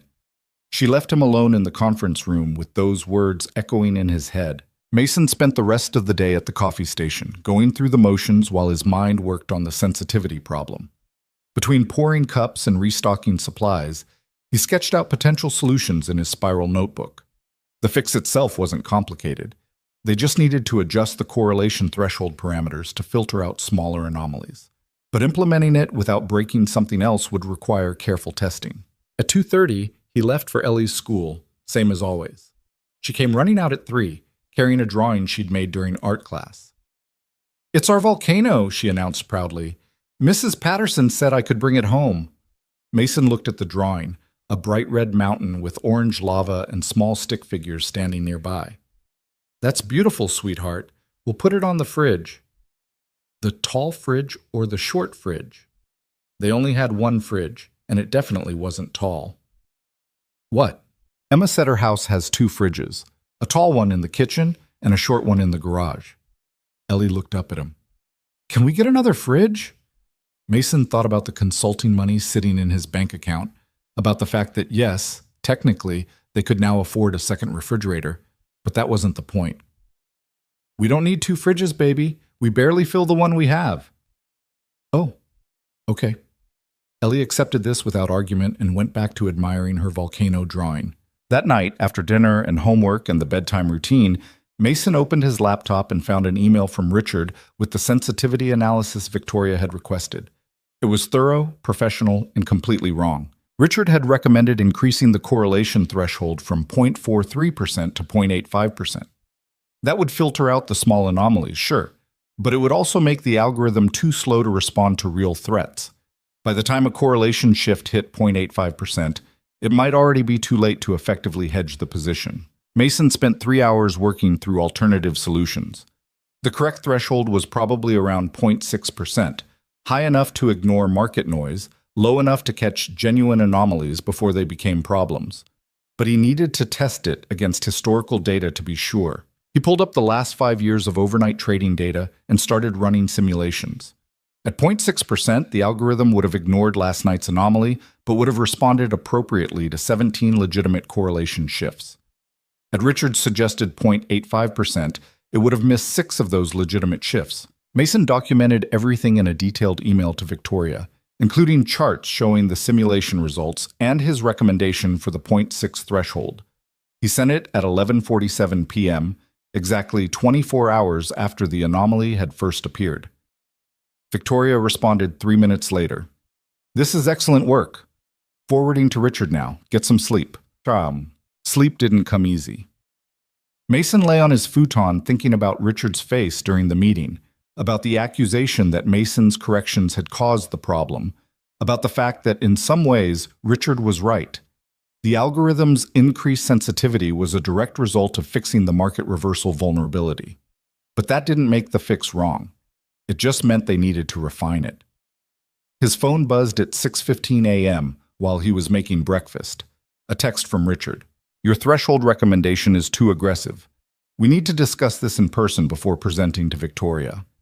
Mason stared at the message, trying to decode whether this was a genuine invitation to collaborate or another trap. Finally, he typed back, I'm available after 3 p.m. any day this week. I'm talking about now, before your shift starts.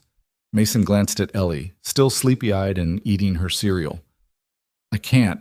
I have to get my daughter to school. 3 dots appeared, then disappeared, then appeared again. Fine. Tonight then. 6 p.m. my office. Mason hesitated. 6 p.m. meant rushing home from Ellie's school, making her a quick dinner, and leaving her alone in the apartment while he went back to Manhattan. They'd never done that before. He'd never left her alone. But maybe it was time to start figuring out how to make this work. Ellie was 7, almost 8, responsible for her age, and he'd only be gone for an hour, maybe 2. Okay, he typed. 6 p.m. He spent the whole day second-guessing that decision. Between coffee orders and small talk with executives who barely saw him, Mason's mind was on Ellie, on what could go wrong in the 2 hours he'd be gone, on whether he was making a terrible parenting decision for the sake of a job. At 3 o'clock, he picked Ellie up from school and took her straight home. He made spaghetti for dinner, her favorite, and sat her down at the kitchen table. Listen, sweetheart, I have to go back to the office tonight for a meeting, just for a little while. Ellie's fork stopped halfway to her mouth. At night? Yeah, I should be home by 8 o'clock, maybe earlier. Will I be here alone? Mason's chest tightened at the fear in her voice. Yeah, but just for a couple hours. You'll be okay. You can watch TV, work on homework, whatever you want, and you can call me anytime if you need anything. What if something bad happens? Nothing bad is going to happen, but if you get scared or if there's an emergency, you call 911 first, then you call me. Okay? Ellie pushed her spaghetti around her plate, not eating. I don't want you to go. I know, baby, but this is important for work, and you're a big girl now. I know you can handle this. She didn't look convinced, but she nodded. Mason left the apartment at 5:30, guilt eating him alive. He'd left emergency numbers on the counter, made sure Ellie knew how to lock the door behind him, checked the batteries in the smoke detector twice. He'd done everything he could think of to keep her safe, but he still felt like the worst father in the world. Richard's office on the 62nd floor looked different at 6 p.m. The sun was setting over Manhattan, casting long shadows through the glass walls. Richard sat at his desk with multiple monitors displaying different versions of the algorithm, his sleeves rolled up, his tie long since abandoned. You're late, he said without looking up. Mason checked his watch. 6:02. Sorry, subway was slow. Richard finally turned to face him. Let's cut through the bullshit, okay? You think my threshold recommendation is too conservative. I think yours is too aggressive. We need to find a middle ground before Victoria forces us to implement something neither of us believes in. It was the most honest Richard had been with him since this whole thing started.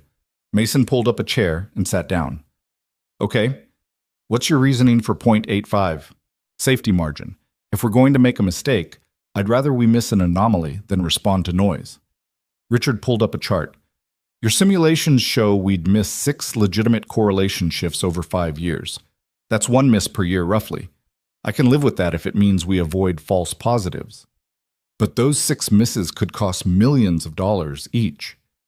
And responding to noise costs millions too, like it did 2 nights ago. Mason leaned back, thinking. What if we added a confirmation layer? The algorithm detects a correlation shift at 0.6%, but before it executes trades, it waits 30 minutes and checks again. If the anomaly is still present, it's probably real. If it's disappeared, it's noise. Richard frowned, considering this. That delays our response time. By 30 minutes, which matters in flash crash scenarios, but not in most normal market conditions. Flash crash scenarios are exactly what we're trying to protect against. Then we program an override. If the correlation shift exceeds 0.8%, your threshold, the algorithm bypasses the confirmation wait and responds immediately. Richard was quiet for a long moment, staring at the monitors. Then he started typing, pulling up code, running quick calculations. Mason watched him work, saw the exact moment when Richard realized the solution might actually work. That could work, Richard said slowly. We'd need to test it thoroughly, but the logic is sound. I can help with the testing. Richard looked at him, really looked at him, for the first time since this whole thing had started. Why are you doing this? Doing what? Helping. After everything I've said to you, after the way I've treated you, why are you still trying to make this work? Mason thought about lying, about giving some professional answer about teamwork and company success, but he was too tired for that. Because I need this job, he said simply. I have a 7-year-old daughter who needs new shoes every 4 months and a science fair volcano and eventually college tuition. And this consulting work, it's the first time in 3 years that I felt like I might actually be able to give her those things. So yeah, I'm going to help, even if you hate me for it. Richard was quiet for a moment. Then he said, I don't hate you. Could have fooled me. I resent you. There's a difference. Richard turned back to his monitors. You made me look incompetent in front of Victoria. You exposed flaws in work I'd spent months perfecting. And you did it all while serving coffee like it was the easiest thing in the world. It wasn't easy. None of this has been easy. Maybe not. But you made it look easy, and that made me look worse. Richard pulled up a fresh spreadsheet. But you're right about the confirmation layer. It's a good solution, better than either of our original recommendations. They spent the next hour and a half working through the implementation details. By 7:45, they had a working prototype and a testing plan that would take the rest of the week to complete. Mason checked his phone. 2 missed calls from Ellie. His heart stopped. He called her back immediately. She answered on the first ring. "Daddy, when are you coming home?" Her voice was small, scared, and Mason felt guilt crash over him like a wave.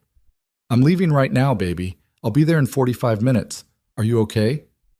"Yeah, there was a weird noise outside the door, and I got scared." "Did you look through the peephole?" "Yeah, nobody was there." "Then it was probably just someone walking down the hallway. You're safe, sweetheart. I promise." Mason was already grabbing his coat, heading for the elevator. "I'm sorry I was gone so long. I'll be home soon." "Okay. Can you stay on the phone until you get here?" "Yeah, baby. I'm not hanging up." Mason rode the elevator down 62 floors with his phone pressed to his ear, listening to Ellie describe every detail of her evening. The homework she'd finished, the TV show she'd watched, the peanut butter sandwich she'd made for herself when she got hungry. By the time he walked through their apartment door at 8:35, she was crying. Mason dropped his bag and pulled her into his arms, holding her tight, while she sobbed against his chest. "I'm sorry," she kept saying. "I know I'm a big girl. I'm sorry I got scared." "You don't have to be sorry. You never have to be sorry for being scared." Mason carried her to the futon and sat down with her in his lap, rocking her gently. "And you are a big girl. The biggest, bravest girl I know. I don't want you to go to night meetings anymore." "Okay, I won't, I promise." "Really?" "Really. If I need to meet with someone after hours, I'll do it from home, on video chat or whatever. But I won't leave you alone at night again." Ellie pulled back and looked at him with red, puffy eyes. "Is the math job making you go away more?" The question hit Mason harder than it should have. "No, sweetheart. The math job is flexible. I can do most of it from home, remember?" "But you just went to a meeting." "I did. And I shouldn't have. That was my mistake." Mason wiped the tears from her cheeks. "Listen to me. Nothing, no job, no amount of money, nothing is more important to me than you. You understand that?" Ellie nodded against his chest. They sat like that for a long time, father and daughter on a broken futon in a tiny apartment, holding each other while the city hummed outside their window. Eventually, Ellie's breathing steadied, her grip on his shirt loosened, and Mason realized she'd fallen asleep. He carried her to her bed, tucked her in with her elephant, and stood in the doorway watching her sleep. 7 years old, still so small, still needing him in ways that no consulting fee could ever compensate for. His phone buzzed quietly. A text from Richard. "Prototype testing looks good. I'll present our joint solution to Victoria tomorrow. Credit to both of us." Mason read the message twice, then pocketed his phone without responding. Tomorrow he'd go back to Sterling Crown Capital and make coffee and attend meetings and help Richard implement their confirmation layer fix.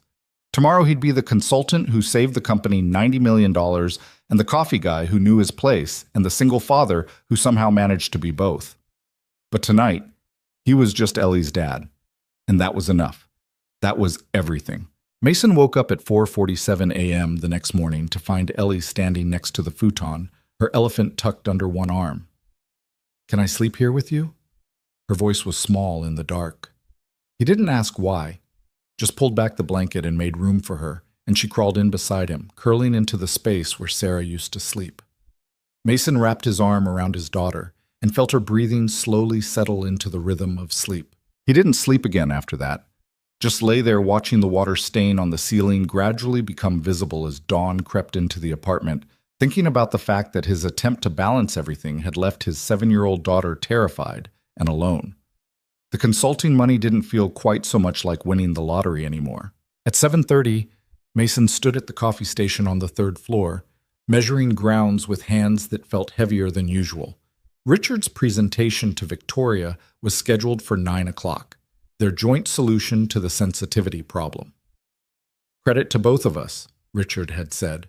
But Mason kept thinking about Ellie's tear-stained face, about the promise he'd made to never leave her alone at night again, about the fact that consulting work meant late meetings and emergency calls and demands on his time that didn't care about bedtime routines and scared little girls.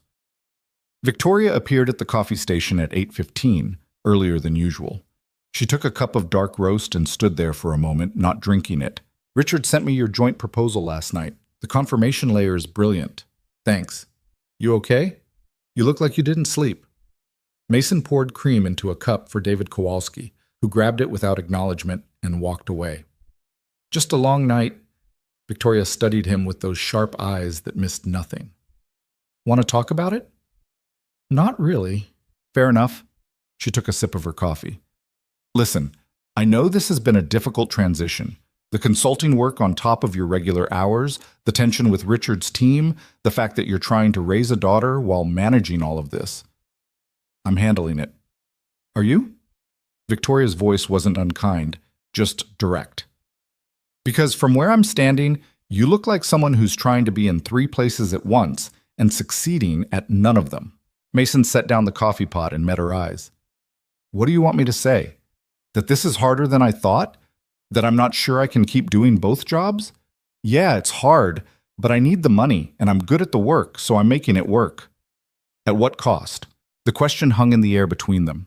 Mason thought about Ellie crying in his arms, about the guilt that had kept him awake all night, about the fact that he'd spent 3 years building a simple, stable life for his daughter, and was now systematically dismantling it for a paycheck. "I left Ellie alone last night," he said quietly, "for the first time ever. She was terrified. Called me twice, crying because she heard a noise in the hallway." Victoria's expression softened. "Mason, I promised her I wouldn't do it again, promised I'd handle everything from home from now on." He picked up the coffee pot again, needing something to do with his hands. "So I guess the answer to your question is, yeah, I'm handling it, but barely." Victoria was quiet for a moment, her coffee cooling in her hands. Then she said, "What if you didn't have to handle both jobs?" Mason looked up sharply. "Are you firing me?" "No. I'm offering you a choice." Victoria set down her cup. "Full-time risk consultant, 40 hours a week, flexible schedule, work from home whenever you need to. Salary equivalent to what you'd make on the hourly rate, plus benefits. You'd report directly to me, not Richard, and your hours would be entirely your own as long as the work gets done." Mason's brain stuttered trying to process this. "You're offering me a salaried position. I'm offering you a career, the one you should have had 3 years ago if life hadn't gotten in the way." Victoria picked up her coffee again. "You're wasted at a coffee station, Mason. You know it, I know it, everyone in this building knows it. So stop pretending you belong there and accept the fact that you belong in a conference room solving problems that matter." "I can't just abandon hospitality services. They're short-staffed as it is." "We'll hire someone else. That's not your problem. And the hours, I told you, flexible. You want to work from 6 a.m. to 2 p.m. so you can pick up your daughter at 3? Fine. You want to split your day between morning and evening hours? Fine. You want to take Thursdays off for science fairs and parent-teacher conferences? Also fine." Victoria leaned against the counter. "The only requirement is that you're available for genuine emergencies, and those are rare. Everything else can be scheduled around your daughter." Mason stared at her, trying to find the catch. "Why are you doing this?" "Because you saved my company. Because you're brilliant at what you do. And because watching you try to be 2 people at once is exhausting, and I'm not even the one doing it." Victoria checked her watch. "Think about it. But don't think too long. Richard's presentation is in 45 minutes, and I'd like to know whether I'm announcing a new senior risk consultant or just thanking the coffee guy for his part-time help." She walked away, leaving her half-finished coffee on the counter. Mason stood there in the empty hallway, surrounded by coffee cups and sugar packets, and the remains of the life he'd built after Sarah died. A simple life. A safe life. A life where he knew exactly what was expected of him and exactly when he'd be done so he could go home to his daughter. But Ellie's words from last night echoed in his head. "I like the good peanut butter and my new shoes, but I liked it before too." His phone buzzed. A text from Ellie. Sent from the school office phone they let kids use for emergencies. "Are you still coming at 3? Love you. Mason typed back immediately. I'll be there, I promise. Love you too. He stared at that message for a long moment. Then he untied his apron, folded it neatly, and set it on the counter next to Victoria's coffee cup. Some promises mattered more than safety. The presentation at 9 o'clock went exactly as Richard had outlined. The confirmation layer would solve the sensitivity problem without sacrificing response time. Testing would take another week, implementation another week after that. Victoria approved the plan immediately and thanked both Richard and Mason for their collaboration. But as the meeting was wrapping up, Victoria held up her hand. One more thing before everyone leaves. I'm making some organizational changes to how we handle risk assessment going forward. She looked directly at Mason. Effective immediately, Mason Reed will be joining Sterling Crown Capital as our senior risk consultant, reporting directly to me. He'll be reviewing all algorithmic trading systems, providing independent analysis on portfolio risk, and serving as a check on our quantitative models. The room went silent. Mason saw Richard's face cycle through surprise, confusion, and something that might have been respect. Judith Chen was nodding approvingly. David Kowalski looked annoyed, but David always looked annoyed. Mason will no longer be working in hospitality services, Victoria continued.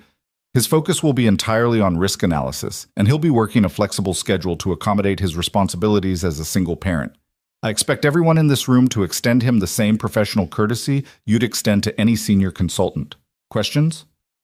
Nobody had questions. Or at least nobody was willing to voice them. After the meeting, Richard caught up with Mason in the hallway. Senior risk consultant. Richard's expression was unreadable. That's a bigger title than I expected. Yeah, well, I didn't expect it either.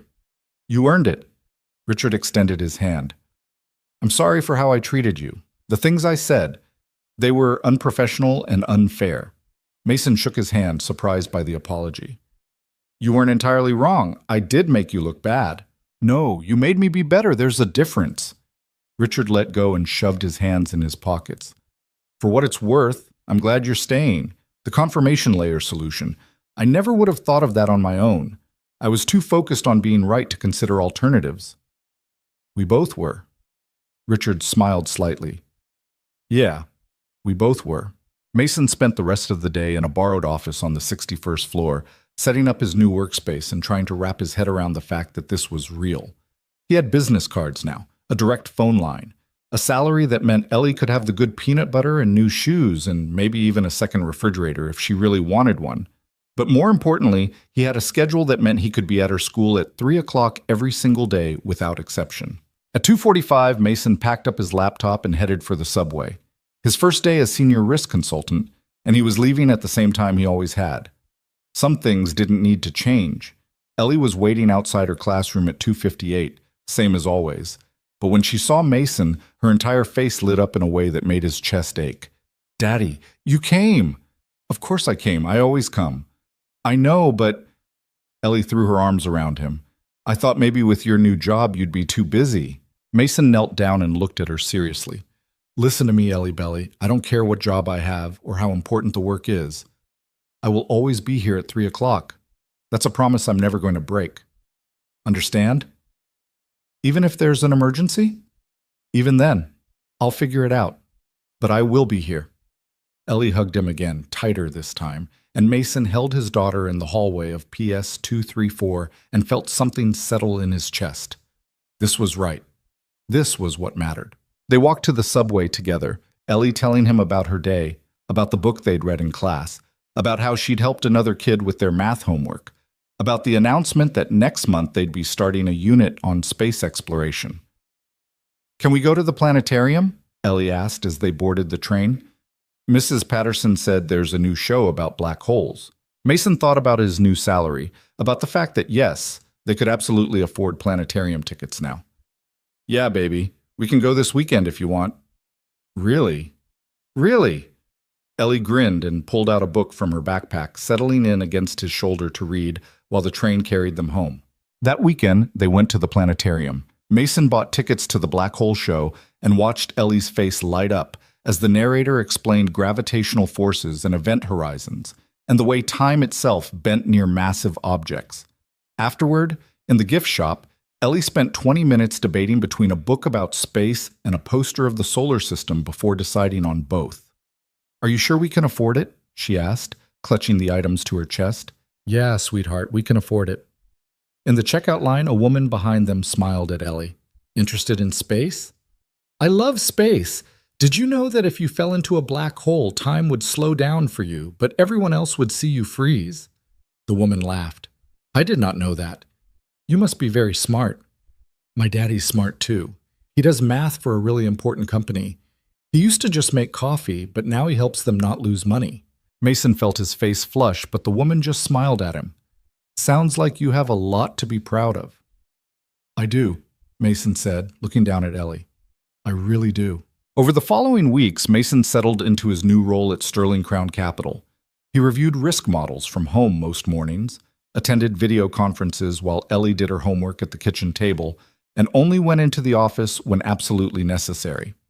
The algorithm launched successfully on April 1st with the new confirmation layer in place and performed flawlessly through the rest of the month. But the biggest change wasn't in Mason's work. It was in Victoria. She started asking questions during meetings, not just about numbers and models, but about the people behind them. She remembered birthdays. She learned the names of the security guards and the cafeteria workers. She stopped at the new coffee station attendant, a guy named Marcus who'd been hired to replace Mason, and actually asked him how his day was going. One afternoon in early May, Victoria stopped by Mason's office. Got a minute? Sure, what's up? Victoria closed the door and sat down across from him. I wanted to thank you. Mason set down the report he'd been reviewing. For what? For reminding me that people are more important than positions, that someone's value isn't determined by their job title. She looked out the window at Manhattan stretching below them. I've been running this company for 3 years, and somewhere along the way, I forgot that. I started seeing people as functions instead of human beings. Executives, analysts, coffee service, just roles to fill. You were just focused on the business. I was being an asshole. Victoria turned back to him. You know what changed my mind? It wasn't the fact that you caught the algorithm error. It was watching you choose your daughter over a meeting, watching you set boundaries and stick to them, even when it would have been easier to compromise, watching you refuse to sacrifice the things that actually mattered for the things that just seemed important. Mason didn't know what to say to that. I grew up thinking success meant working 80-hour weeks and sacrificing everything for your career, Victoria continued. My father built his company that way, missed my childhood, missed my mother's cancer treatment, missed everything that wasn't directly related to making money, and I was following the same path without even realizing it. And now? Now I'm trying something different. I'm trying to build a company where people don't have to choose between their jobs and their lives, where single parents can leave at 3 o'clock to pick up their kids, where success doesn't require sacrificing everything else. Victoria smiled slightly. I don't know if it'll work, but I figure if you can do it, maybe the rest of us can too. 2 weeks later, Sterling Crown Capital announced a new flexible scheduling policy for all employees. Parents could adjust their hours around school schedules. Remote work was encouraged when feasible. The company even opened an on-site childcare facility for employees who needed it. Richard Wu was the first person in his department to take advantage of the policy, adjusting his schedule so he could coach his son's Little League team on Wednesday afternoons. Judith Chen started leaving at 4 instead of 7, spending evenings with her aging mother instead of staring at trading screens. Even David Kowalski, perpetually annoyed David, started taking Fridays off to pursue the photography hobby he'd abandoned 15 years ago. The company didn't collapse. Productivity didn't plummet. If anything, people worked harder during the hours they were there because they knew they had permission to have lives outside the office. It wasn't perfect. There were still crisis moments that required long hours and sacrifice. There were still tensions and disagreements and the normal friction of any workplace. But it was better, and better was enough. One evening in late June, Mason was helping Ellie with a math worksheet at the kitchen table when his phone rang. An unknown number. He almost didn't answer, but something made him pick up. Is this Mason Reed? A woman's voice, professional but warm. Yes? Who's this? My name is Jennifer Santos. I'm a recruiter for Hoffman Strategic Partners. I got your name from a colleague who said you're doing excellent risk analysis work at Sterling Crown. We're looking for a chief risk officer, and I wanted to see if you'd be interested in interviewing. Mason's first instinct was to say no. He had a good job, a flexible schedule, a life that finally felt stable, but curiosity got the better of him. What kind of salary are we talking about? Jennifer named a number that made Mason's head spin. Nearly triple what he was making now, plus stock options, plus bonuses, plus benefits that included full tuition coverage for dependents. That's a generous offer, Mason said carefully. But I have specific requirements around my schedule. I have a daughter, and I need to be available for her. We're aware. That's actually part of why we're interested. We're trying to build a more family-friendly culture, and we need leaders who can model that. Jennifer paused. I'm not asking for an answer now. Just think about it. I'll email you the full details, and you can let me know if you want to move forward. Mason thanked her and hung up. He sat there staring at his phone, trying to process the fact that he'd just been headhunted for a C-level position. Who was that? Ellie asked, looking up from her worksheet. Someone offering me a different job. Are you going to take it? I don't know. What do you think? Ellie considered this seriously. Will you still be able to pick me up at 3 o'clock? Yeah, that's non-negotiable. Then I think you should do whatever makes you happy. Mason smiled and pulled her into a hug. When did you get so wise? I've always been wise. You just weren't paying attention. That night, after Ellie was asleep, Mason sat at the kitchen table with his spiral notebook and made a list of pros and cons. More money, better benefits, a chance to shape risk management practices at a major firm, but also more responsibility, more pressure, and the risk that the flexible schedule promises wouldn't survive the realities of a C-level role. He was still debating when his phone buzzed, a text from Victoria. Heard you got a call from Hoffman. Want to talk about it? Mason typed back, Shay, how did you hear about that already? Jennifer Santos and I go way back. She called to ask if I'd give you a reference. I told her you were the best risk analyst I'd ever worked with, and if she tried to steal you, I'd never speak to her again. Mason smiled despite himself. And she said she was stealing you anyway because that's how good you are. I haven't said yes. But you're thinking about it. Mason stared at his phone, not sure how to respond. Finally, he typed, Yeah, I'm thinking about it. 3 dots appeared, disappeared, appeared again. Mason, I'm not going to pretend I don't want you to stay. You've made Sterling Crown better just by being here. But if Hoffman can offer you something I can't, something that's better for you and Ellie, then you should take it.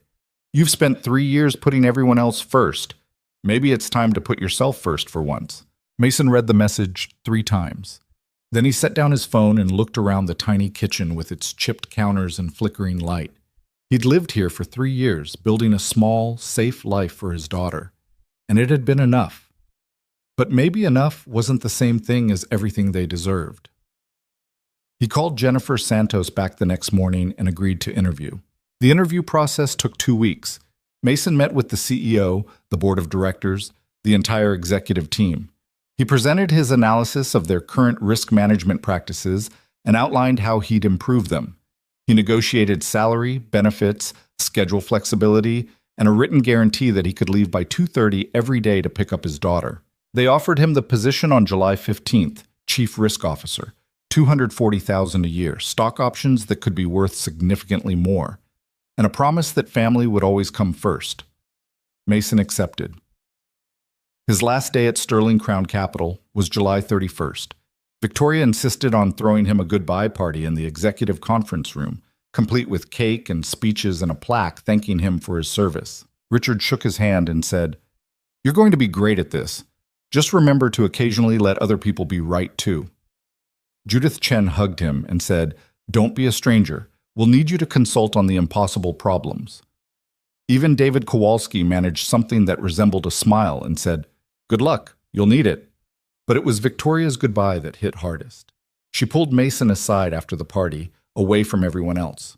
You changed this company, she said quietly, not just with your analysis. You changed how we think about success, about balance, about what actually matters. And you changed me. I just did my job.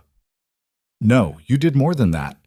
You showed us that being excellent at work and being present for your family aren't mutually exclusive, that you can be brilliant and kind, that success doesn't require sacrificing everything else.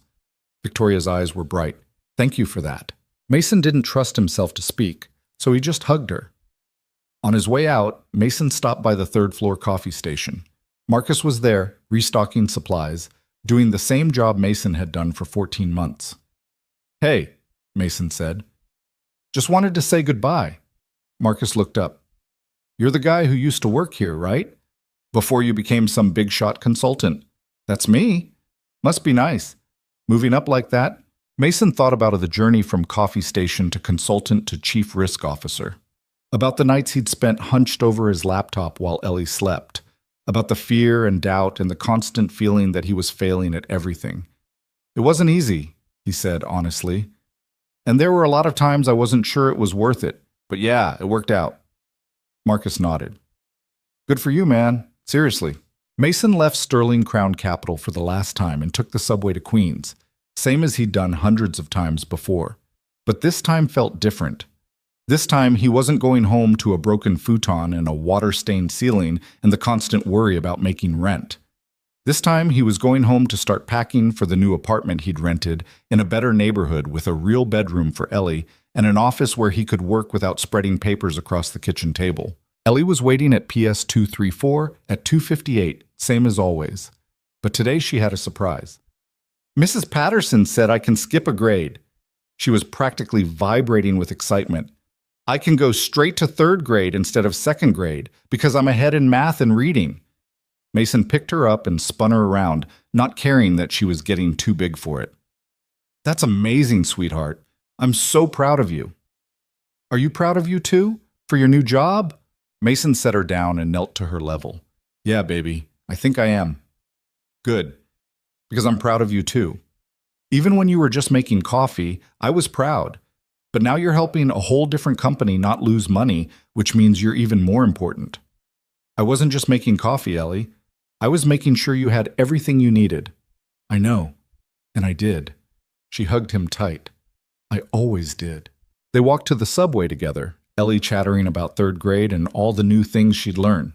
Mason listened and asked questions and thought about how far they'd come since that morning when he'd stood in a stairwell trying to convince Victoria Hale that he was worth listening to.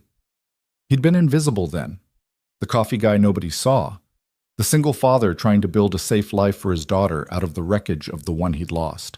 But somewhere along the way, he'd become visible again, not because he'd demanded attention or forced his way into rooms where he didn't belong, but because he'd quietly done the work that needed doing, held his boundaries when it mattered, and refused to let anyone tell him that his value was determined by his job title. And in doing so, he'd shown other people, Victoria, Richard, Judith, David, everyone at Sterling Crown Capital, that they could do the same, that they could be excellent at their work and present for their lives, that success didn't require sacrifice, it just required knowing what actually mattered and refusing to compromise on it. 2 years later, Mason Reed stood in his office at Hoffman Strategic Partners, looking out at the Manhattan skyline, and thought about how strange life could be. He was chief risk officer now. He managed a team of 15 analysts.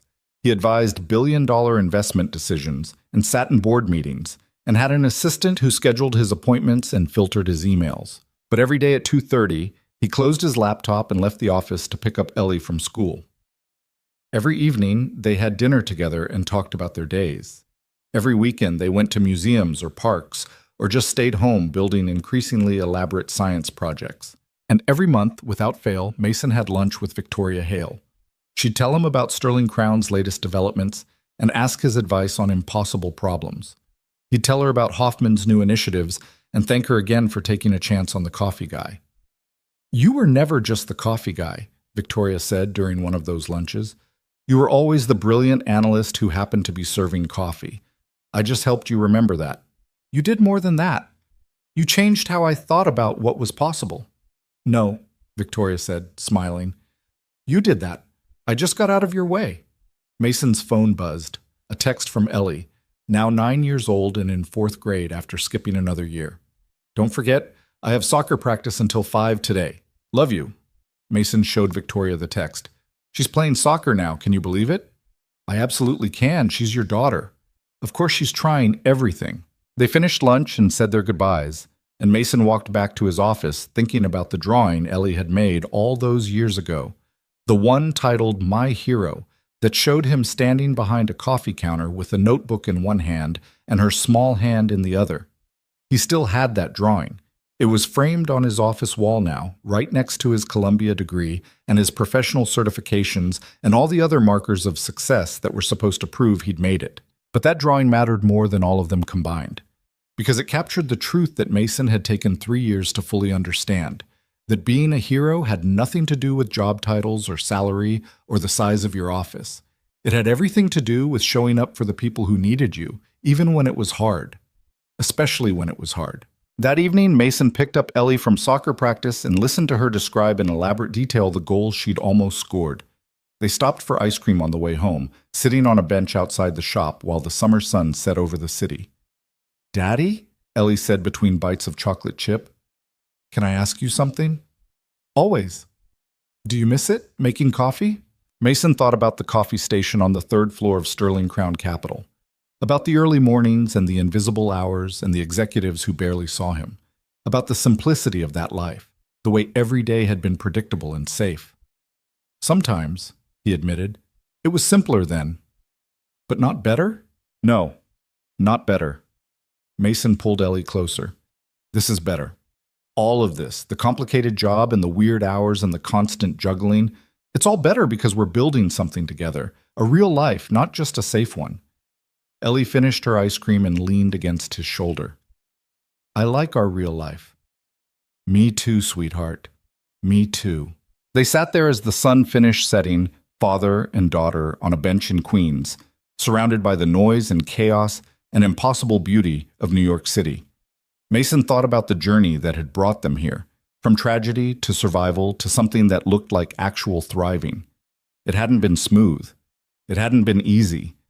There had been moments when he'd wanted to quit, to go back to the safety of invisibility, to stop trying so hard. But he hadn't quit. He'd kept showing up, kept doing the work, kept putting Ellie first even when it would have been easier to compromise. And in the end, that had made all the difference. Not because it had earned him promotions or salary increases or fancy job titles, but because it had taught him something he'd forgotten in the years since Sarah died. That dignity wasn't something other people gave you. It was something you claimed for yourself by deciding what mattered and refusing to settle for less. He'd been the coffee guy nobody saw, the single father struggling to make rent, the invisible man serving executives who never looked twice. But he'd also been the analyst who saved Sterling Crown $90 million, the consultant who changed how an entire company thought about work-life balance, the father who never missed a 3 o'clock pickup no matter what. And now he was the chief risk officer who proved you could be excellent at your job and present for your daughter, who showed that success didn't require sacrifice, who lived proof that the person pouring your coffee might be the smartest person in the building if you just take the time to see them. Mason looked down at Ellie, drowsy and content against his shoulder, and felt a peace he hadn't felt in years. They'd made it, not to some perfect ending where everything was easy and nothing hurt, but to a place where the struggles felt worth it, where the victories, small and large, belonged to both of them. "Come on," he said, standing up and taking Ellie's hand. "Let's go home." And together, they walked into the summer evening, father and daughter, hand in hand, building a life that mattered more than any job title ever could, because in the end, that was the only success that counted.